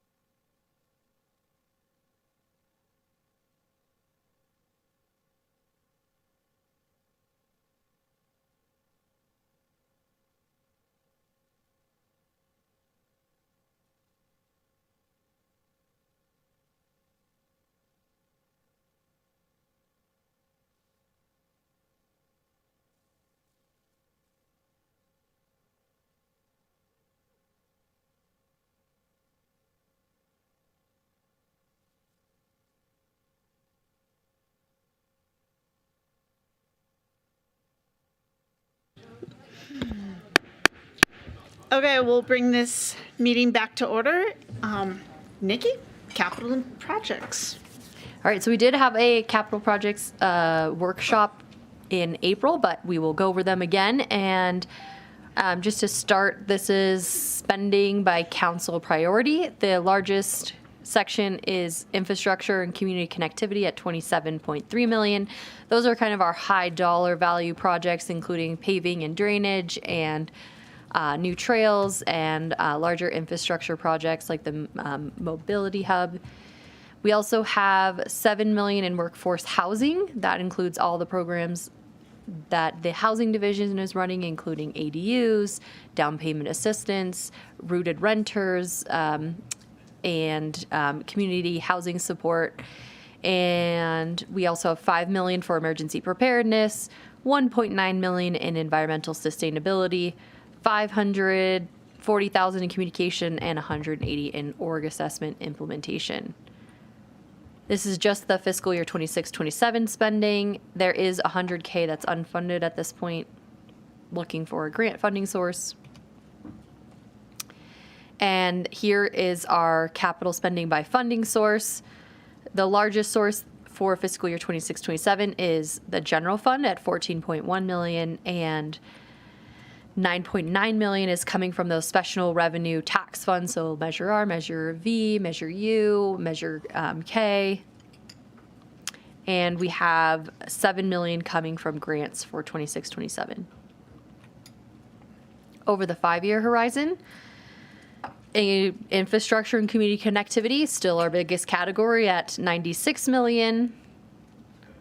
We're looking at about 184 million of unfunded dollars. Is that right? That's more than our total. I don't think that's right. I think that might be an error, so don't look at that.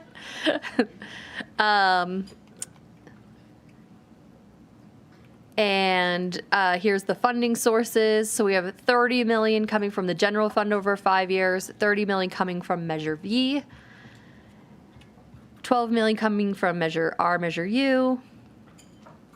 There is a negative amount that's we have an agreement with one of our developers that we're reimbursing them. So that's what that negative is. It's basically just us saying that we are reimbursing the developer from another funding source, but it shows up kind of funky. And then That's for the Coldstream Roundabout? Correct, yeah. 13 million coming from grants over the 5-year horizon at this point, but always looking for additional funding sources. We try and get projects ready, like construction ready, and that's when they're really eligible for grant funding.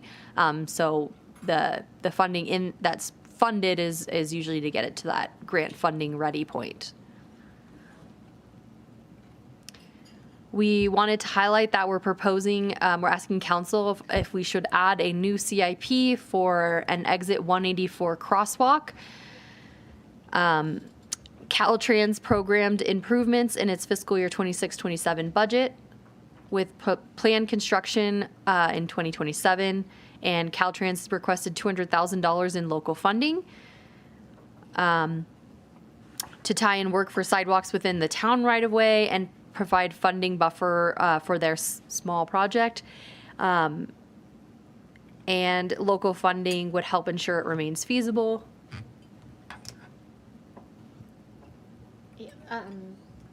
Sorry, so far the information that we've received from Caltrans is it seems like it's a pretty small support from town staff. We'd add it into the work plan just to track it if that's the direction. And then $200,000 from Measure RU could be constructed as early as next year if they keep to their schedule. We're looking at Measure R, Measure U funding for that source because it promotes safe routes to school. That's great. Thank you for adding this. Do you want us to discuss this now while we're on this page? I think that makes most sense. Okay. Do I have any questions from council? Good idea. Great. Any questions from this side? No. Do we have general support for moving in this direction, or do we need to deliberate this at all? Yes. Yes, we have support, or yes, we have to do I thought you asked. general support. So you're supportive. Thank you, sir. I'm highly supportive. I think I expressed that at one of our last meetings. And I also really wanted to thank, so many people worked on this and communications with Caltrans, including our mayor, but also the school district, the letter from them back and forth between Caltrans. So I just think this is a great partnership coming to fruition. Comments? Yeah, I'm supportive of moving forward. When we discussed this last time, I had a little bit of concern of what would be expected of town staff and do we have the capacity in our work plan? So I appreciate the additional conversations with Caltrans and, we have funding in Measure U&R to help with this sort of thing. So I am comfortable moving forward. I guess my quick question, maybe it is to staff, is this just for a single crosswalk spanning that intersection that's in this picture? And this is for painting a crosswalk and tying in to two sidewalks? Is that what we're talking about here? Are we talking about like actual intersection improvements and changes? Oh, Scott, sorry. Yeah. Sorry, Becky. I did not see you, Scott. Becky can take it and answer. I was just looking at Becky. You're good. So I coordinated with Caltrans staff on this. So I think the plan is to do kind of a combo of both. Is while they're looking at it from a crosswalk perspective, also be consider the geometry of the roundabout as well.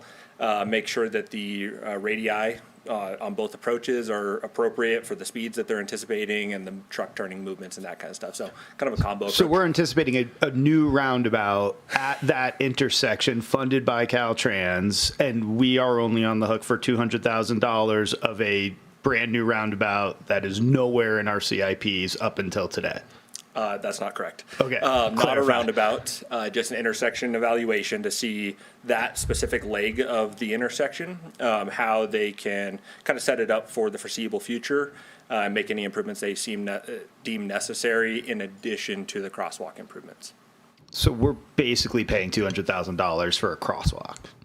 The $200,000, as that's my language that I put up in that slide, which is too much language. I apologize for that on the single slide. But the $200,000 is it's difficult for Caltrans to expend state funds outside of Caltrans right-of-way. So it's to help with the tie-in connections outside of the town or outside of Caltrans right-of-way. And then the way it was described to me is there's kind of a fine line between minor projects, and there's kind of two tiers of Caltrans minor projects.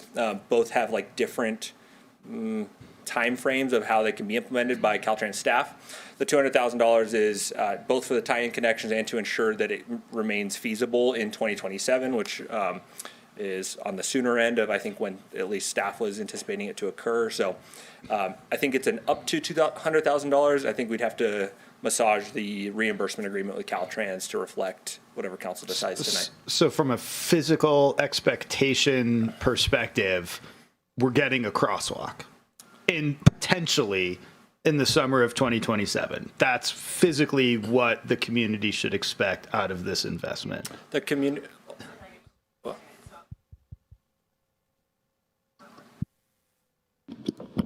Is that working? Okay. Yes. It's not just paint on the That's the what I'm road, trying to, right? like, It's also physical an expectation. extension of the existing sidewalk and curb ramps, and then also potentially maybe reconfiguring the intersection itself. So it's a little bit more than just paint on the ground. But yes, it is just the pedestrian crossing. Thank you. In addition, they're also anticipating new lighting for the intersection as well that would enhance visibility. Just a reminder, this is about a 200-foot section in an otherwise 1.5 miles of uninterrupted sidewalks along this corridor. So. Yeah. Great. Thank you. I just wanted to be clear what the community should expect this is actually going to do. Thank you. Thank you for that clarity. Not entirely, but not entirely clear. Okay, so given that, I think we have 4 people that are support. Where do you land? You're good with this? Okay, great. You have Don't your need my direction. support, but I think it's a steep. I'm supportive of intersection improvements that are true intersection improvements, I guess is what I'm getting at. And painting a crosswalk is, I'm not sure that gets us the safety that we've worked really hard in this community to create, whether it's with buffer islands, whether it's with speed zones, whether it's with narrowing our roadways. None of that is what I heard. So to me, that's not a true win. Painting a crosswalk, as Caltrans has actually stood at the dais and told us, is something that they don't actually believe is that safe because it gives the pedestrian a false sense of security. So I'm just trying to understand where we're going with that and make sure that our investment of time and resources is put to good use and doesn't just result, as Becky much more eloquently put it, a painted crosswalk on the pavement and actually results in the increased safety that I think your goal initially is. And I want to make sure that we achieve that goal of safety and of like physical safety, not just perceived safety. That's my point. Sure. I think what we could do is we could provide council's recommendation to provide enhanced crosswalk improvements as opposed to just striping with paint. That's at least my preference. Yeah, I I can't agree. speak for anybody else. It is my understanding that that is the direction they're moving. They're not, because they have said that just painting the stripes isn't going to really solve this issue. Right, I agree. It's going to take a lot more than painting a sidewalk to provide adequate safety for the kids and the people who'll be crossing there. I want to thank Councilmember Pallavi for honing in on that, and also Alfred and Danielle for the work you did, helping getting Caltrans to respond more quickly. I think, Councilmember Pallavi, your points are very, very astute, and it brings up sort of a follow-up question for me of just in working with Caltrans right-of-way, design. I know they were going to come up, initially it sounded like a couple of different potential options, like what can be town's potential input or feedback into those options and sort of the collaboration with Caltrans to ensure it does achieve all of the things that Councilmember Pallavi was just pointing out. So I think ultimately this is Caltrans right of way, and so they are the entity responsible for the improvements in their right of way. However, what they've alluded to town staff is that they want a collaborative effort between us and them. The district office for Caltrans District 3 is down in Marysville. They obviously have experience up in the area with Interstate 80 and the other state routes, but they do want to have town input on how we develop our other improvements, snow removal operations, and those types of things. So I think me personally, I will likely be heavily involved throughout the process, and I will definitely encourage the improvements to be above just a striped crosswalk. So. Thank you very much. Okay, I think we're good.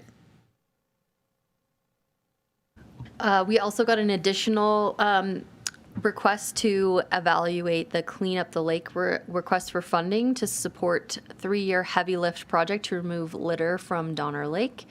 So we'd be looking for council direction on this one. Year 1 would be a planning phase, securing permits, testing feasibility, and scouting. And then year 2 would begin the heavy lift recovery. And year 3 would continue the heavy lifting. The total ask is $300,000. So we're looking for council direction on that one. I think Aaron is. The total here ask is for- 150 from the town, 50,000 each year for 3 years. Great, thank you. Are there, and Clean Up the Lake sent a presentation, a PowerPoint presentation, kind of identifying the items and things. I can't pull it up right now because I don't have access to my email, but. It was attached to council questions. Okay, great, thank you. Questions from this side of the dais? Go ahead. I have a couple of questions. So just to confirm, so phase 1, which I think would be like the first half of phase 1 would be entirely planning related. So no debris is actually removed during phase 1. Is that correct? That's my understanding of their proposal. Okay. And then phases 2 and 3 are funded at $50,000 per year, the same as phase 1, which is for planning, basically. Is that also correct? That's just the ask from the town. That's not the total project budget. They're planning to use, if approved or incorporated in the budget, they would use the town funding as their base funding to go out and get other support from other agencies or other grant funding. So have they applied for any other grant funding right now for this initiative, or they're hoping the town it comes in as the anchor funder and then they would use that to try to secure grant funding with no guarantee? I'm not aware that they've secured any, but my understanding based in the communications that we received is we would be the anchor. And I know that this request came in relatively recently. And I think there was a comment, I don't remember if it was in the letter or that staff anticipated having more info tonight. Is there any additional info that's not in the packet? The additional info we got was attached to the council questions today. So that was the PowerPoint. Oh, that's the additional. refund. Yeah. Got it. Okay. Thank you. Councilmember Zabriskie? Right, in the proposal, clean up the lakes, say that this is the object here is partly to remove environmentally significant debris. And I'm wondering, do we have any qualitative or quantitative indication of how much contamination is occurring as a result of this deep water debris? I don't have the data in front of me, but if we recall about a year ago when they presented on the results from their last cleanup that we helped to co-fund, they referred to like the living room that they found that was at greater depths, but they didn't have the ability to remove that. And this is what they would be trying to plan, is to move that heavier, larger stuff. Yeah, I realize they're trying to pull out a lot of junk that's down there. But what I'm wondering is it all inert, or is it going to degrade and release contaminants? Do we have any idea on that point? I don't have an answer for you on that. Okay, thank you. My understanding of it is that there's multiple different types of materials involved. Part of it is tires that are degrading. The refrigerator has refrigerant and other materials that we probably don't want in our lake. There's a stove down there, so that's going to break down. So there's quite a few things, but I don't know that they detailed the environmental contamination expected, from my understanding, from what I read. We can potentially ask them to include that information in their report out at the end. Questions on this side? The other, just as a reminder, question is if we would incorporate this into the budget. Depending on what a contract were to look like, it would likely come back to council for authorization, and Clean Up the Lake would present at that point. So that's where you could get those details if you chose to incorporate it in the budget. This is just to allocate funding. That would be great. Yeah, in the abstract, I'm all for it. In terms of, is this the best way to reduce environmentally significant debris? I don't know. Questions? So is the total project budget 300,000, or we're thinking it's more? I thought I heard their latest information said 300,000. 300,000. So the request from us is 150. Right. Yeah, I got that. Okay. Thank you. I have a few as well. What's our historical funding of Clean Up the Lake? We've funded two different cleanups. The first one was a little over 15,000, I think about 15,200, and the second one was a bit over 16,000. And did town staff solicit this CIP funding request? Like, why of any other funding request that we've ever gotten is this here in front of us tonight? We followed up on information that was forwarded to us, but we didn't solicit it. And have we done that with like other nonprofits who have unfunded programs, or looked at any like comparison of where $150,000 over 3 years like could also go? Whenever we get funding requests that come into items that are related to council priorities, they come back to you, whether that's part of a budget discussion, whether that's a separate agenda item. That's how we created the Dirt Trail Grant Program. That's how we've done other programs to help fund those. So this happened to align with the timing of budget. That's why it's being asked if you'd like to incorporate funding for it to then decide in the future. We have some other programs like SWEP partnership and the Clean Tahoe program. So there are like other areas where we've gotten, solicitation that we brought to council, and it's aligned with council's priorities, so we move forward. And then do we have like a summary of Donner Lake investment, like within DIPS, within other partnerships, We either don't have historical? that right now, but we could get that for you for the next discussion. Okay, cool. I think those are all my questions on this one. Thank you. And just to clarify, Clean Up the Lake approached me as mayor, and so that's how this came forward. They asked if we would consider supporting their heavy lift recovery. I think because they are concerned about the degradation of those materials, and I put them in contact with staff. I know this is considerably more than what we have funded in the past, and I do have my reservations about that, but this is a very, very unique challenge that they have. There's like 13 separate agencies they have to get authorization and permitting from, which is why there's so much investment in the planning phase, just to be able to navigate all those nuances and do CEQA and plan for all of those mitigation measures. And then there are several different sites is the other challenge. They can't just set up in one place and get it all out. They have to move this whole thing around. And then the final reporting and administration on all of that as well. So that's a little bit more context to how this came before us. Yeah, and for my part, I've seen two of their presentations. They made one to the council, and I saw at least one other one, and I'm really impressed with what they've accomplished. But then I also wonder where my present thinking is using your examples, a tire and a refrigerator, is pulling them out going to create more pollution than leaving them where they are? And then would money be better spent controlling erosion of dust and sediment into the lake, be a better investment in water quality than digging up old pieces of metal at the bottom of the lake? That's my frame of I mind see now. where you go with that. And I'm pretty sure as they navigate those several different agencies where they have to permit this, if it becomes apparent that this is more of an environmental impact by removing this stuff, they will not get the permits and the project won't go forward. I'm pretty sure that's how that's going to work.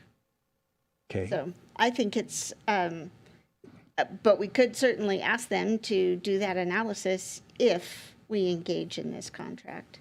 Yeah, I would like to hear more information from them. I mean, I want to see that lake pristine, but I'm not sure this is the best way to get there yet. Right.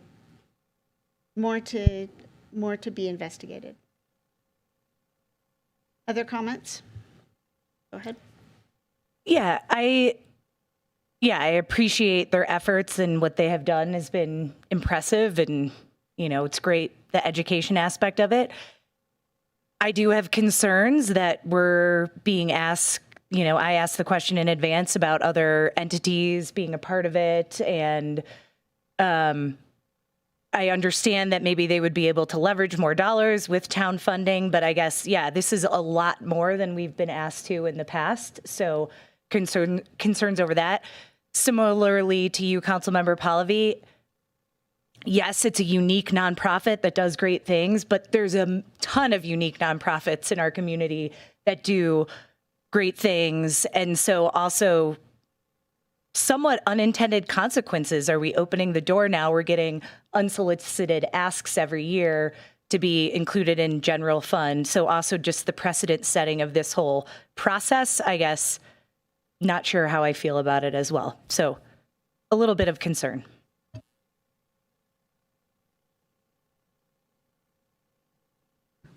Are we deliberating on this particular item? It sounds like, yeah.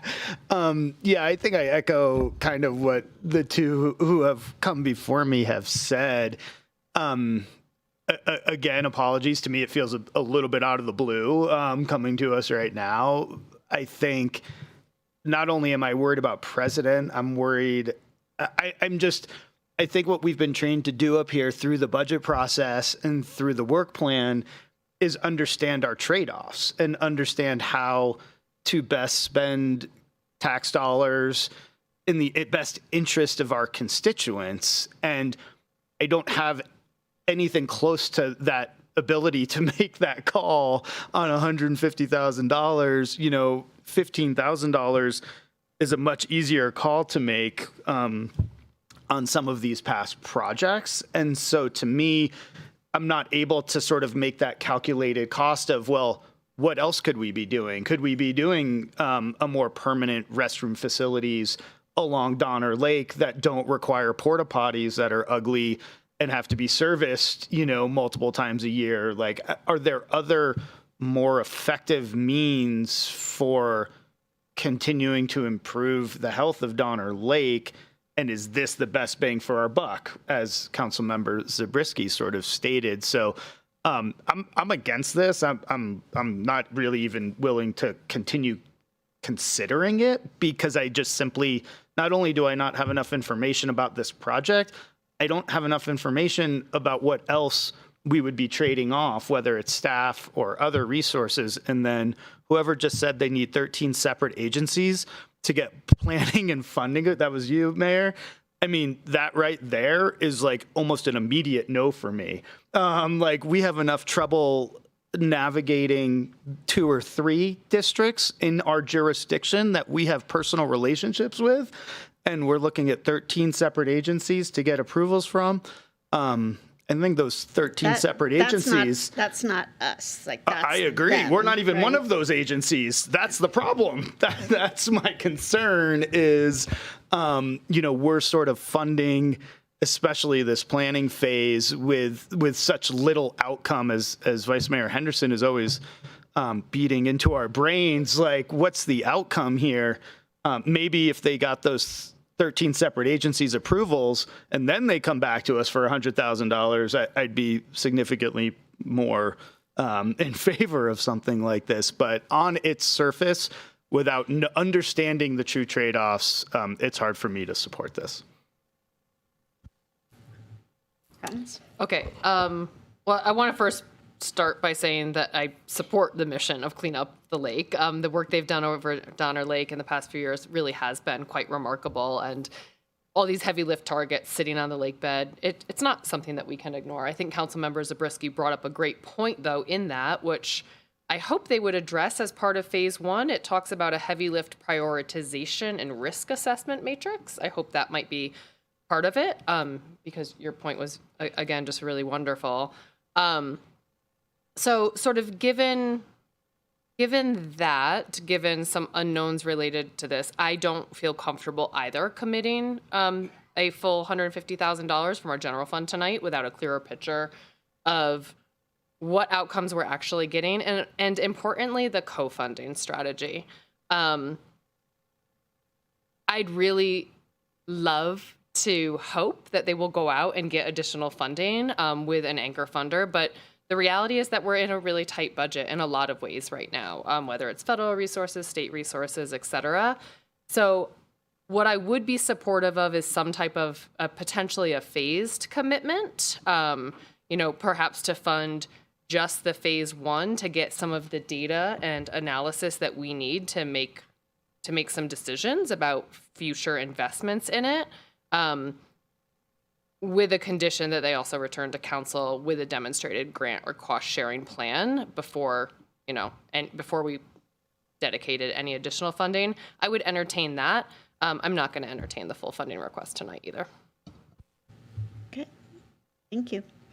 I think that's very reasonable, actually. Yeah. So do I. Compromise. Okay, yeah, you agree with that approach?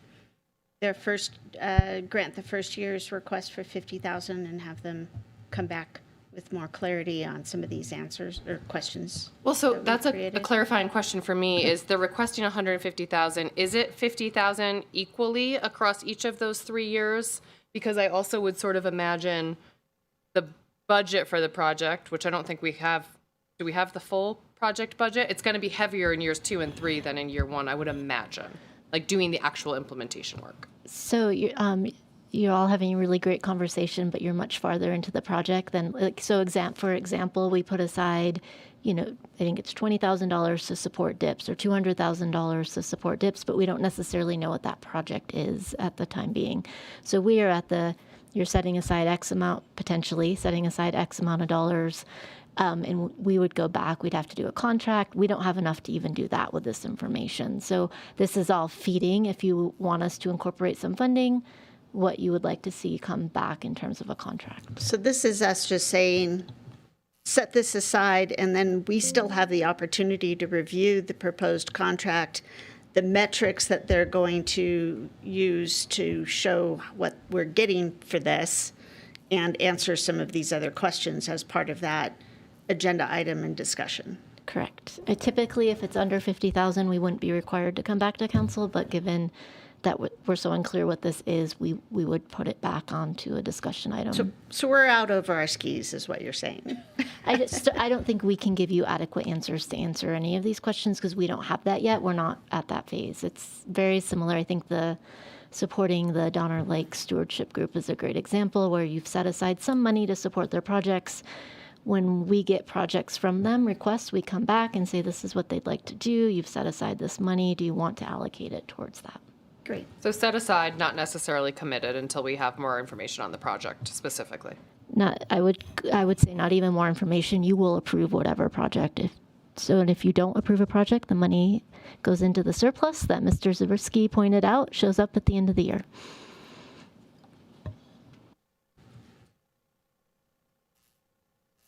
Are you comfortable with that?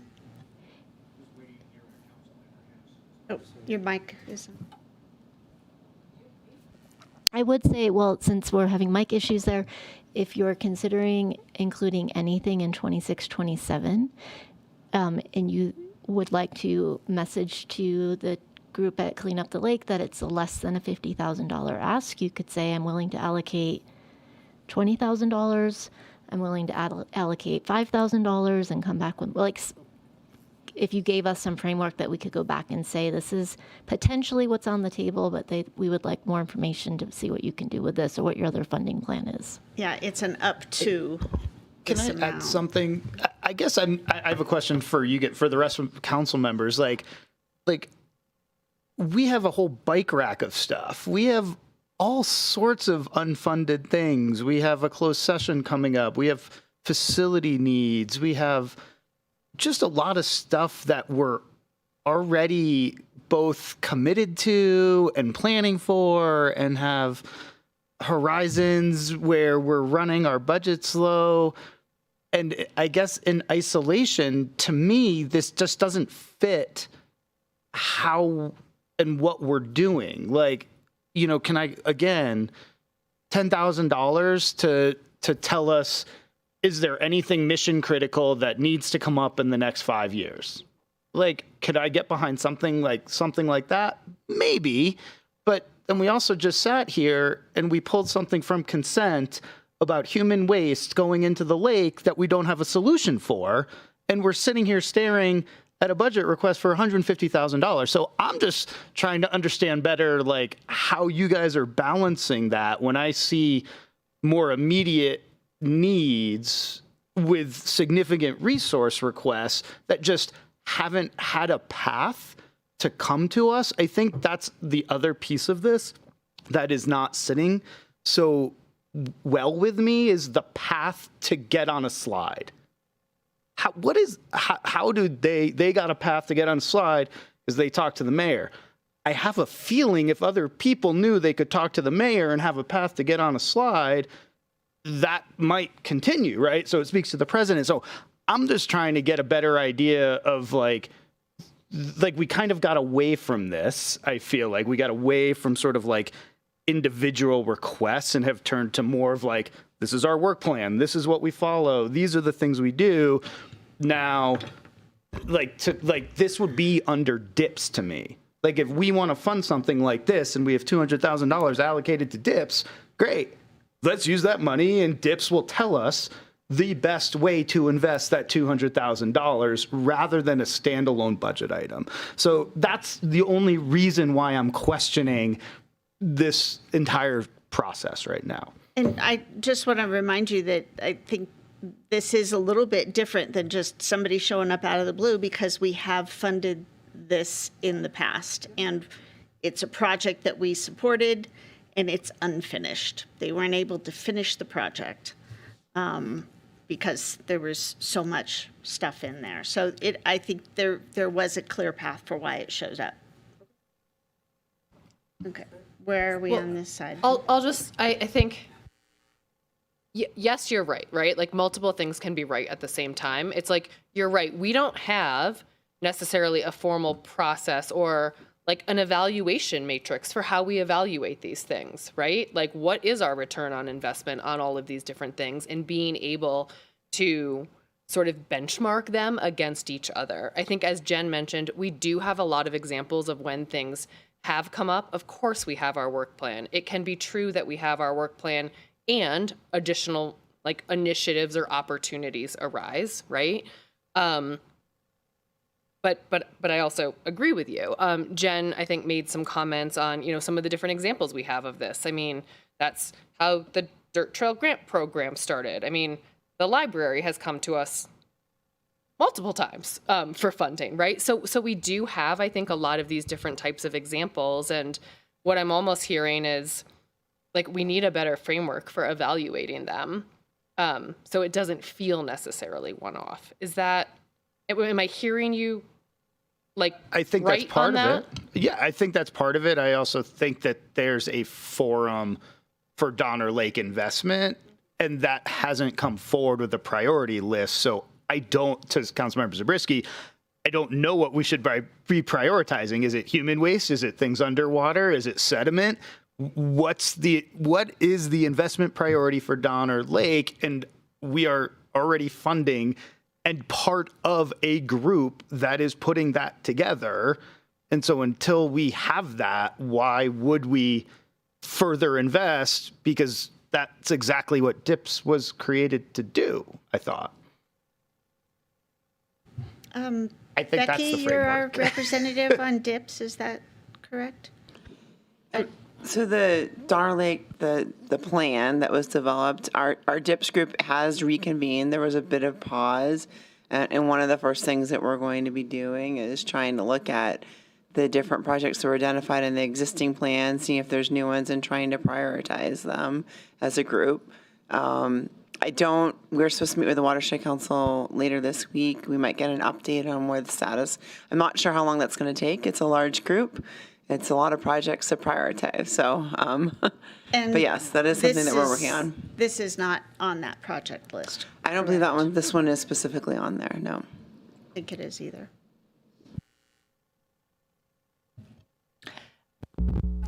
Councilmember Zabriskie. Right. I was trying to do a quick review of our open space and conservation element of our general plan, because we have a fairly sizable section devoted to Donner Lake. This isn't just another application. It's something that is tied in with what we've said as policies and action items for improving Donner Lake. That said, I kind of agree with the DIPS approach. DIPS is there, and we haven't gotten any input from them on the best way to spend this amount of money or any amount of money on taking on additional tasks to improve it. I think it'd be better to get their input. At the same time, it's just been pointed out, and I wasn't thinking about this, that all this is essentially a placeholder for the money. It's not an approval of an expenditure. So I'm wishy-washy on this one. Yeah, I think that is really important, because we have a lot of questions on this, and by not at least doing some sort of set aside, we're not allowing that opportunity to understand what the impacts are, and allowing us to have that deliberation on that project once we see the proposal. So I would like to at least get to that point so we could understand it, because it is not currently on the DIPS project list. And so therefore, I don't think we're going to be seeing anything about it, because they're focused on really the embankments primarily and the usages. That's the current project that the Watershed Council is focusing right now, is the banks. I suppose it could be added to this list as part of this group getting together, but we're in the very initial stages of reconvening, so. Well, they've already asked us to prioritize, so now everything's been prioritized, and then how do we prioritize a new project? That's why I'm uncomfortable with trying to put it in the DIPS program, because they're already partway through that process. We already have a list. Mm-hmm. Yeah. And everybody's provided their prioritization back to Truckee River Watershed Council. Would, just pulling up DIPS real quick, I would assume a lot of the people that are participating in DIPS would be the 13 agencies that Clean Up the Lake would have to get approval from, like Rex and Park District, state parks maybe. So I guess it goes back to, it seems like DIPS makes sense for the place to have this conversation, because if these groups will have to sign off on this project eventually, wouldn't you want them to weigh in also? I guess I'm kind of, it feels like if we have money designated for DIPS going towards what are the priority projects at Donner Lake, it makes sense to say you need to go through that forum. And if it's an opportunity for Clean Up the Lake to present there and add another to the list, I don't know. Maybe I can, since this is actually a fairly small amount compared to our whole budget, maybe I suggest we move on and we can share with Clean Up the Lake that this wasn't incorporated. If they would like to come back with a proposal that we can bring to council for further questions, you can always do a budget adjustment if we can find funding at that point. Great. Okay. All right, so then we're just gonna show you guys banks of projects, and if there's a project that you want to discuss, you just let us know. Otherwise, we will continue to move on. So we're gonna start with bicycle and trail projects.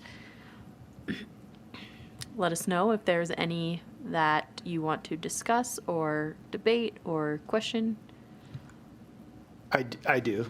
I have one. So on the Dirt Trail Grant Program, coming off of that one, the 660 has been allocated and it is not projected to be spent for the 3 years. Is that what you're telling us? We're not adding any further dollars to that program. It's just currently on pause. We're not adding dollars in this budget. This fiscal year, in this budget. Right. We're maintaining the funding that was in there from previous budgets. Yeah. Okay. Thank you. Truckee River Legacy Trail Phase 4B, that $8 million includes the bridge back across, right? Correct. Thank you. Any other questions? Next up, we have community engagement projects as well as the town facility projects. I'm waking up the staff in case there's questions. Please be alert. I know it's been a long meeting, but council has questions. Please be ready to answer. Do we have any questions? What are you showing us here? So you're just showing us future spending. So I need to wake up too, apparently. So in your, now that Lindsay has snapped at you nicely, Thank you. In your capital budget book, if you're looking at that. Yes, I have it open. Nikki is going through each of the sections. So section 3.2 is community engagement. She has town branding, which is the first one. If you click on that, she is just highlighting the amount of money that is in that grant, or in that C2319104. That was the total amount budgeted in the branding. So she's going through, instead of having a slide for each one, because we've kind of done that, we've highlighted the big changes in the last workshop. If there's anything that you saw in reading these sections that you would like to talk about or have questions on, instead of having a slide for each of those. I'm confusing what the question is for the slide in front of us. So using town branding as an example, historical is 78, your project totals 104. So you've already spent 78. You're looking to spend the delta of 104 to 78 in the next fiscal year. It's the current estimated for this year. Is what? 26,500, that delta, and there's nothing budgeted in the future years. Right. So the question is there any question you have on town branding, on town website updates, or there's anything in these capital projects that stood out to you, you didn't understand, you'd like to talk about? That we don't know what they are. Got it. Correct. Okay. Yeah. Like, does that money include the bridge? Right. Yeah. That's what I was trying to get to. So that money includes the bridge, and we are not spending anything on it just in this year. You're not showing us that it's unfunded. I think the way we used to do it, which is why I am confused, is you used to then have a third column that says like 5-year unfunded. That showed the right what we actually need of that $31 million public safety facility, where we at, and how much of that is unfunded, all 31 million.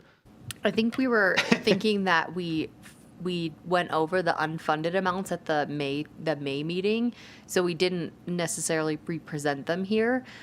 This is just an easy report that comes out of the system by project type. So it's mostly just a prompt, like, here's the list of projects. Do you want to talk about any of them? Like, not really a specific question that we have for you.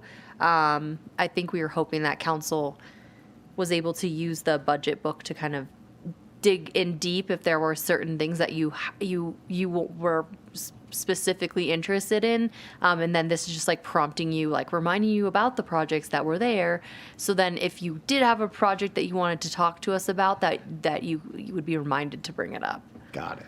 And we can always bring it up. I have the budget open in the background. We can open up the specific project page in the actual budget book if you want like some additional. You're like, I knew I had a question on the facilities. We can open that project up. So let's use the public safety one as an example, because the Right. information I think is there. It just looks different because of how the system it looks. So when she pulls up that page, we'll see that we have some money that we're asking to budget for this coming budget fiscal year for land acquisition and the beginning of design, $4 million. We have some projections for some savings in the out years to help us start accumulating some funds to pay for cash. And then in the bottom chart shows the unfunded amount is $25 million.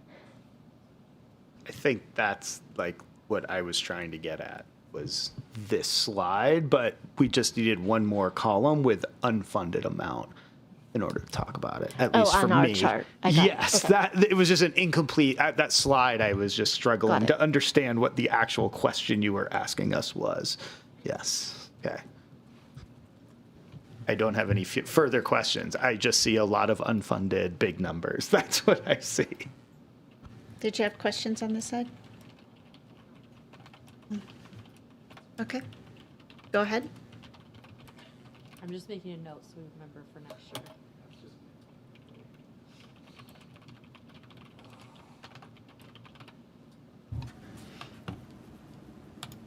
That information is still available to us, just on a different slide. So here are the greenhouse gas emission reduction projects. Are there any projects that council wanted to discuss in more detail?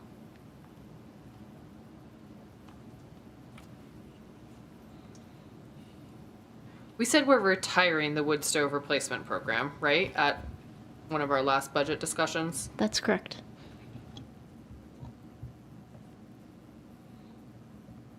What's the $1 million in climate partnerships?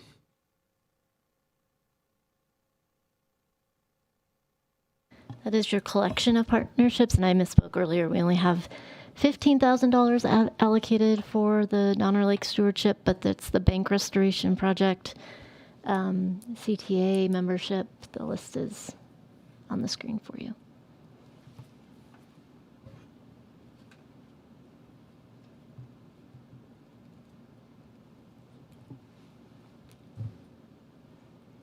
Great.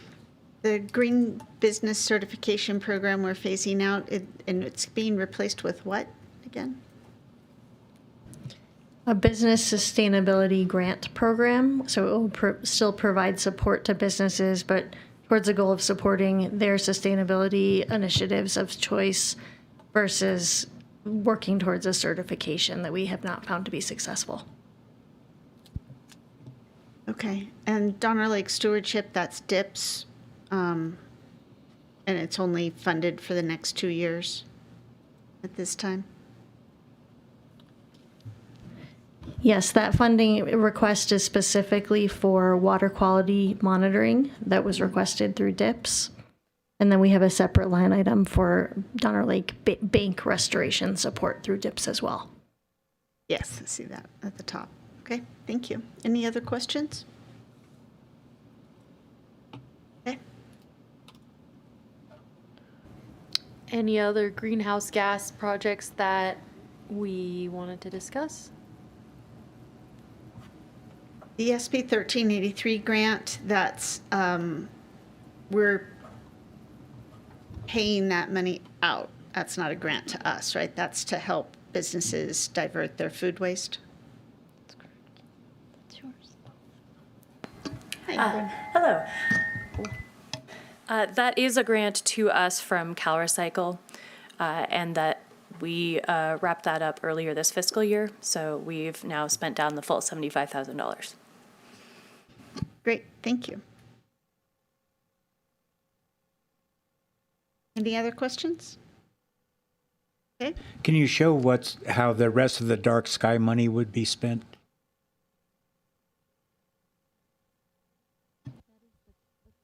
Sorry, that's the contract that you just approved. I think it was the last meeting with the cultural district. Okay. To support photo competition, education awareness, understanding what dark sky certification entails. Okay, thanks.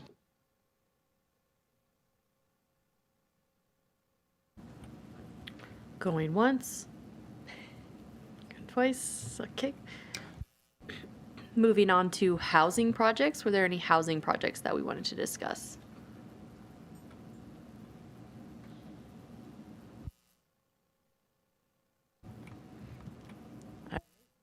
This one is a very big section. We have 2 slides on this section, I believe, and this is just miscellaneous projects.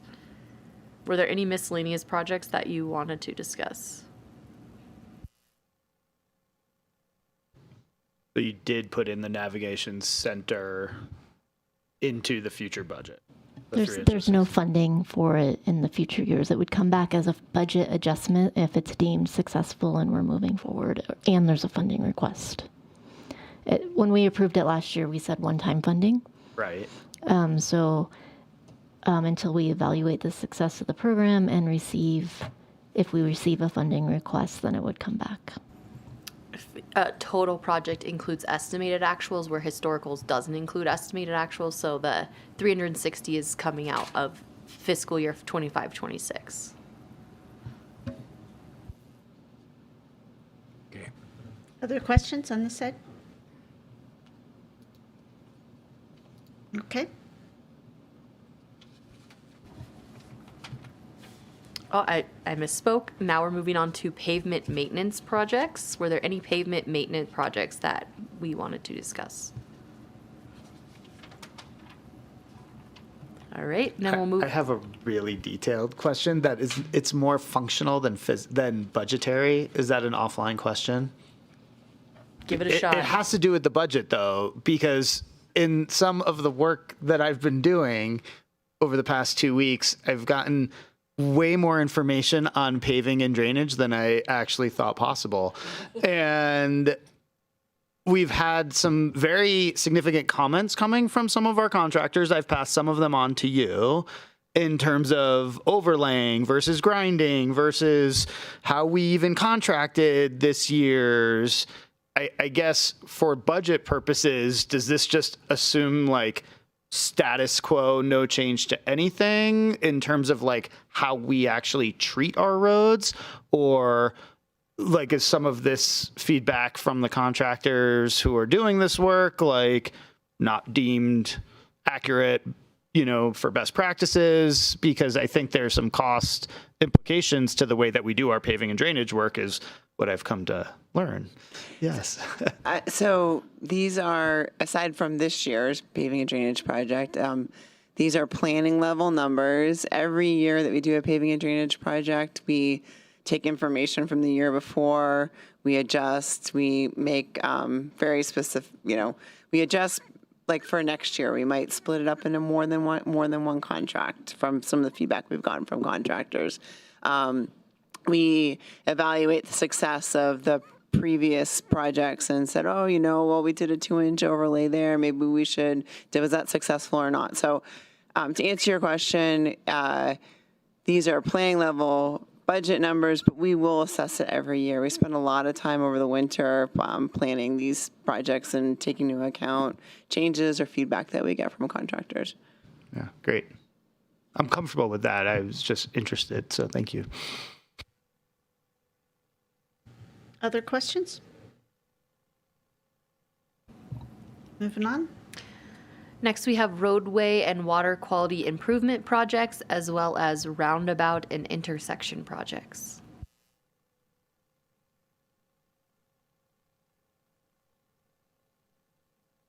Can you just tell me, so Church Street, sorry, were you going to go? Okay. Church Street, I just sort of want to understand where we are on budget related to Church Street. We've talked about this in terms of design improvements and options in the future and things like that. So I just sort of want like a really quick 1-minute overview of like where we are on the Church Street CIP and are we adequately funded for where we think we're going? Are you talking about the streetscape improvements and? Yeah, basically the area like by the old rec center where we often hear people being like, there's no sidewalks and it's not pedestrian friendly and it's super dangerous. Well, I can see Scott's looking it up for me, but where we're at the on the Church Street, we have a project in the budget to do, and it's funded to get through design. And that is starting, I believe, not this next year, 27-28. In 27-28. So we have funding for design. The construction is unfunded at this point. But design is fully funded? Yes. Okay, thank you. Other questions? Next up, we have stream restoration and streetscape improvement projects.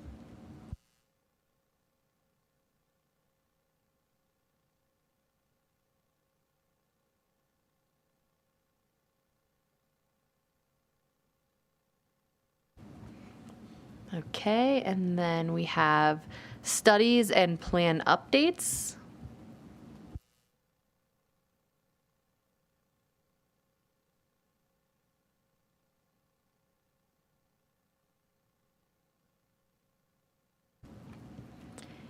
And finally, we have wildfire prevention and emergency preparedness.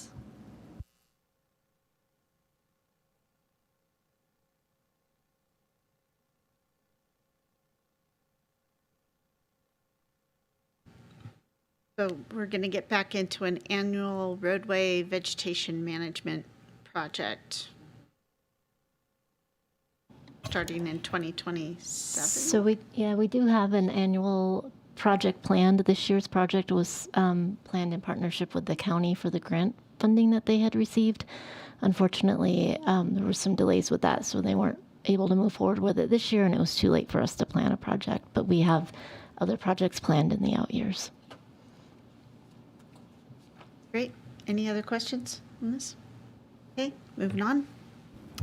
That concludes our presentation. I do want to briefly go over kind of what we heard, which isn't a lot, but yes, on the Caltrans project, we are not going to be setting any money aside in the budget for the Clean Up the Lake, Tahoe, Donner Lake project.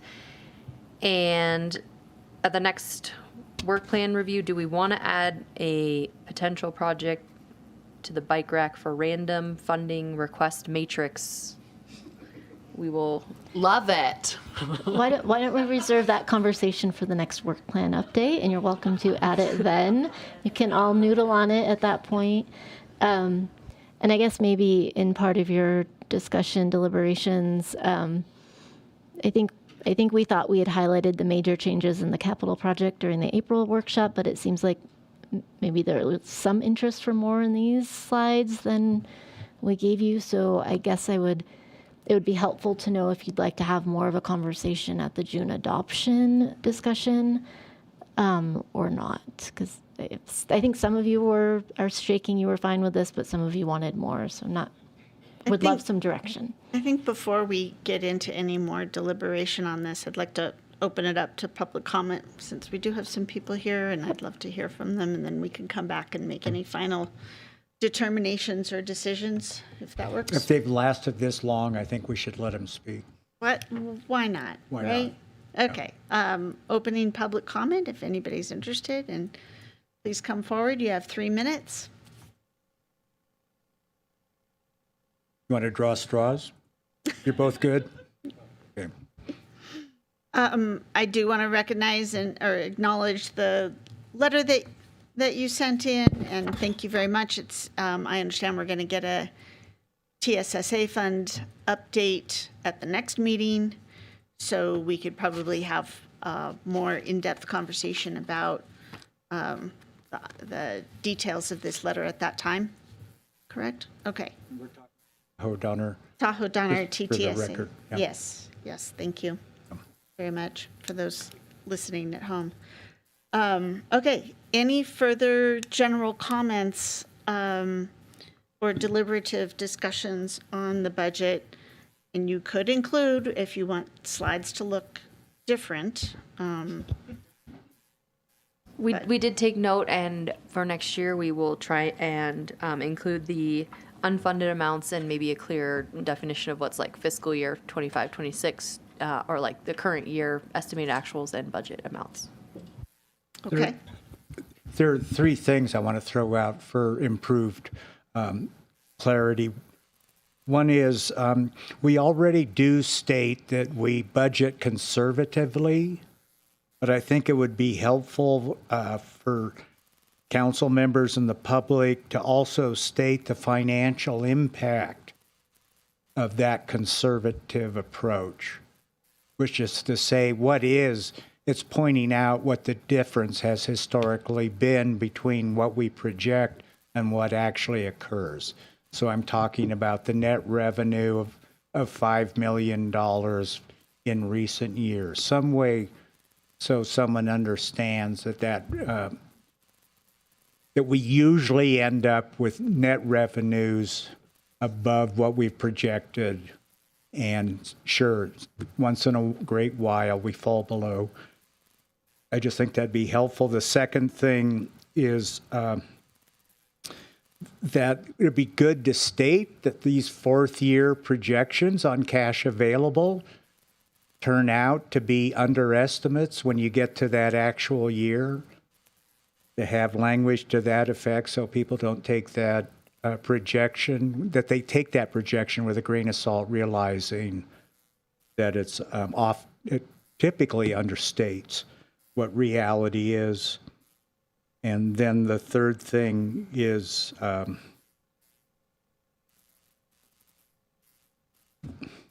what you just mentioned, and I just forgot. I'm sorry, there was a third thing. We can come back to you. Yeah, thanks. Yes, Vice Mayor Henderson? Well, I just want to say thank you so much. I know we go through this every year, and moving to 2 years is going to be just incredible, I think. But, I mean, at $105 million, this is a serious document. It reflects so much time and energy that was put into it, but also our values as a community and truly where we are making investments. And I just want to say I'm really encouraged that we're entering this fiscal year in a really strong position. I was a little bit nervous when I saw reserves declining, and you explained those so well, and just a balanced budget and just a very clear-eyed view of some of the potential economic headwinds ahead. So just thank you so much for all of the work that you did on this. And again, we do this every year, and there are always new questions that come up. And I think that's part of it. So thank you for entertaining those. So the third thing was, we were talking about the general fund summaries. I had taken that literally, thinking we were talking about general fund revenues, revenues that come out in without any limitations, and then general fund expenditures. Well, special funds play a role in the general fund statements and have an effect. I realize still the basic principle, our recurring revenues exceed our recurring expenditures, but it's good to know that's partly due to the funding we receive from our special funds. Echoing my other council members, this is a great budget, by the way. The information, the manner in which it's being presented by and large is really excellent. I really appreciate the capital funds page there on page 81, what's called the project funding sources. That's a great snapshot on the capital projects of where the money's coming from and what parts are unfunded. That's really helpful. Thank you. Yeah, that's the page I printed out. I'm like, oh, wow, this has everything on it. Great. Okay, this side, any further details, commentary, concerns? I agree with my council members. You all have done a fantastic job. I appreciated the breakdown of capital projects last time and operating this time to kind of focus on one. So I liked the way it was done this year. So my feedback would be do that again. Thank you. Yeah, I don't have anything else. I think on top of what's been said, it was a really helpful way to navigate it. And even though I missed a few of those subchapters in there, there's a way to get rid of that left-hand thing.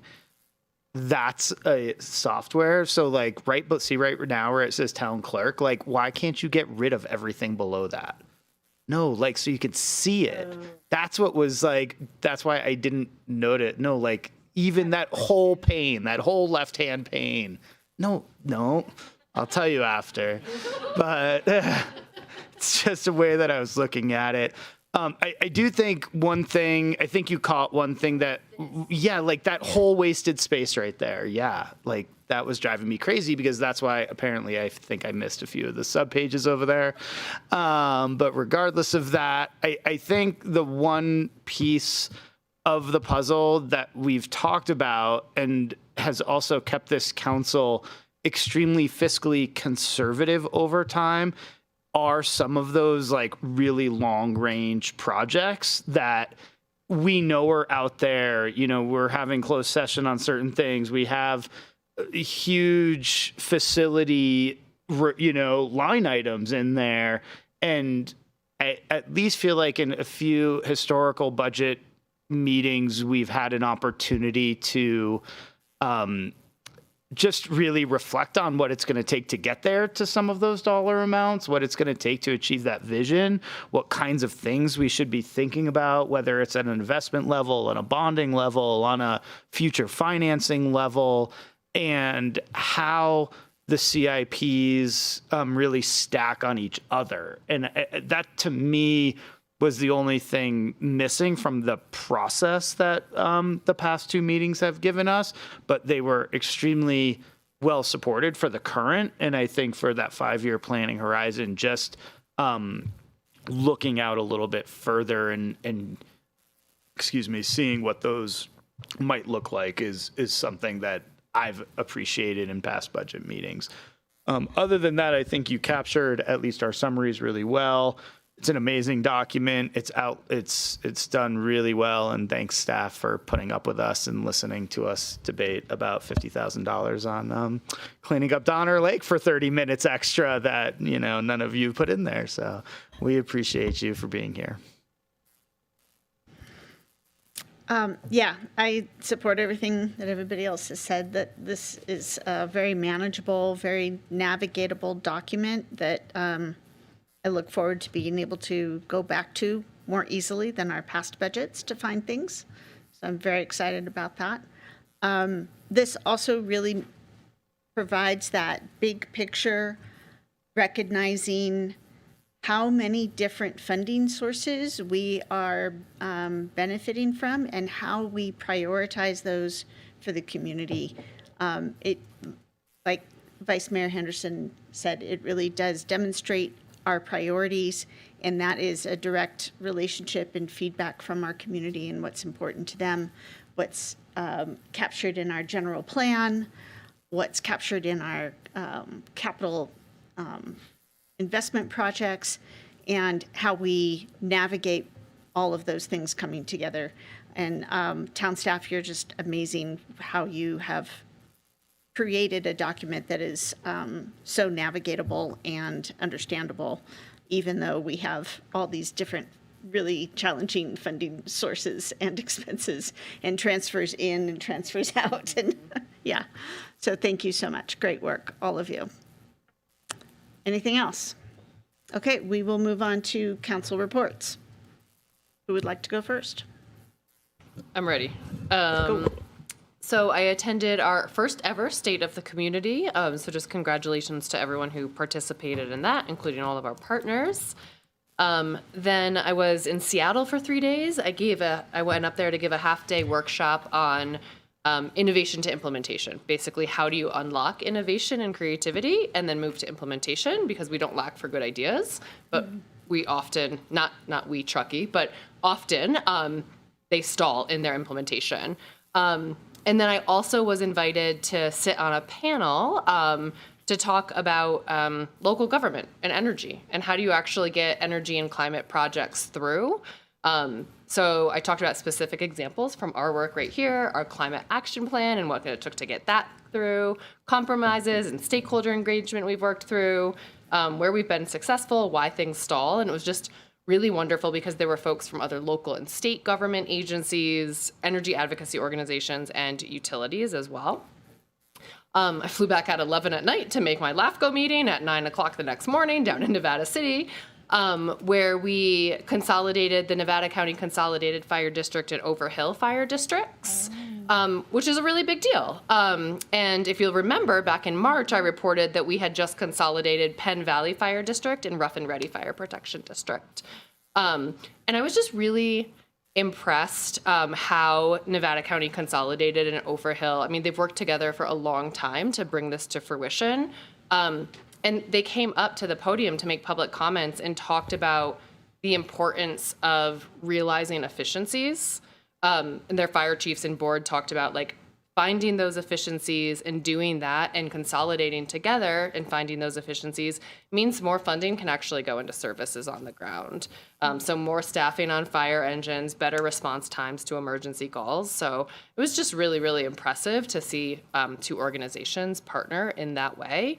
And so that one is now consolidated as well. Thank you. Councilmember Zabriskie? I attended two navigation center meetings since the last council meeting. Also, attended the state community meeting, Nevada County Transportation Commission meeting. I attended that, and we largely reviewed the annual work plan, the up-to-date to that. And then finally, I met with 4 Boy Scouts working on their community citizenship merit badge, and they each had their own questions about what the town was doing about, I believe it was housing, crime associated with the homeless. I think there was a transportation question and then an environmental question. And they may have all regretted asking those questions because I had long answers on each of them. I enjoyed it. I love those meetings. Okay. Yeah. Thank you for doing that. That's great. On this side. Sure. State of the community. Great job, staff, everyone who was a part of that. That was fantastic. And Mayor, great speech part of it. Attended Good Morning Truckee that I mentioned earlier. Alfred and Becky both presented on a lot of the things we've heard about. But to kind of your point about bigger capital projects, I think, Becky, you were talking about the West River Street parking lot, and somebody who was sitting by me was like, oh, huh. And so we forget it's something we talk about a lot, and community members aren't as focused on things. So always great to get out to the community and share updates. And then a woman with the Reno Tahoe Airport was there talking about their expansion. Looks like it's going to be really cool in the future with new concourses. So that was great. Also, this weekend attended Made in Tahoe Festival. I think I saw your son perform. I didn't see you. I'm sorry. Or maybe you were blacked, but yeah, just a fun community. I was towards the back and I'm not very tall. Fun community event. And then the old lumberyard grand opening, fantastic event. Talked to some constituents about parking, and I continue to point out where all the available parking was, not very far from there. So, but great addition to our downtown. And that is it. But it's not right next to the restaurant. Yeah, no. Councilmember Pallavi, what did you do? Had a great meeting with Corey from Truckee Trails Foundation, got an update on a lot of their projects. Had a Visit Truckee Tahoe board meeting, already alluded to our budget discussions, and just a quick check-in on pacing, but lodging sector had a very tough Q1, or at least their Q1, January through the end of March, probably no surprise to anybody, and had been pacing quite slower even up and through this past weekend. But Q2 bookings are outpacing last year. So June through August, they're outpacing bookings, which was very interesting. And also sort of a little bit what Nikki was alluding to, gas prices, drive markets, et cetera, could be an interesting summer there. And I, too, have been communicating with a couple of high school kids recently on some of their projects. And of most importance to them have been homelessness and litter continue to top their lists. So also very interesting conversations and quite fun. That's it for me. Thank you for having those conversations with our younger constituents. I love that. So ditto on the attended Good Morning Truckee, and I think you covered it really well. Excellent job, both Alfred and Becky. I thought that was a great presentation, and incredibly helpful because I was at the Made in Tahoe event over the weekend, and I had people coming up to me and asking me things like, why does the trail just end? So I explain, what's coming, and and things like, why do we have this crazy intersection on Bridge Street? And okay, so here we go. So it's really helpful to be informed on those things and to know exactly when they're happening. You guys do a great job of keeping us abreast of all of that, and that's very helpful for the community as well. I also attended the mayor's managers meeting. I met with Roberto Ortega of Alex Padea's office, and he was very interested in our legislative platform, so I was very excited about that, and our council goals. We had a great conversation. We're going to continue to have conversations and make sure that he's aware of what our legislative priorities are so he can elevate those with the senator and possibly get him up here for some future events. And it really was a pleasure attending and speaking the first State of the Union. I want to thank Jen for that brilliant idea and really thank Brown and her team for the execution, which was a lot of work, and they did a fantastic job. So kudos to everybody there. And we do have a closed session. So 9.1, conference with real property negotiators on APN 19-440-068-000. So is there any public comment for our closed session before we leave? Seeing none, I'll close public comment and we will adjourn.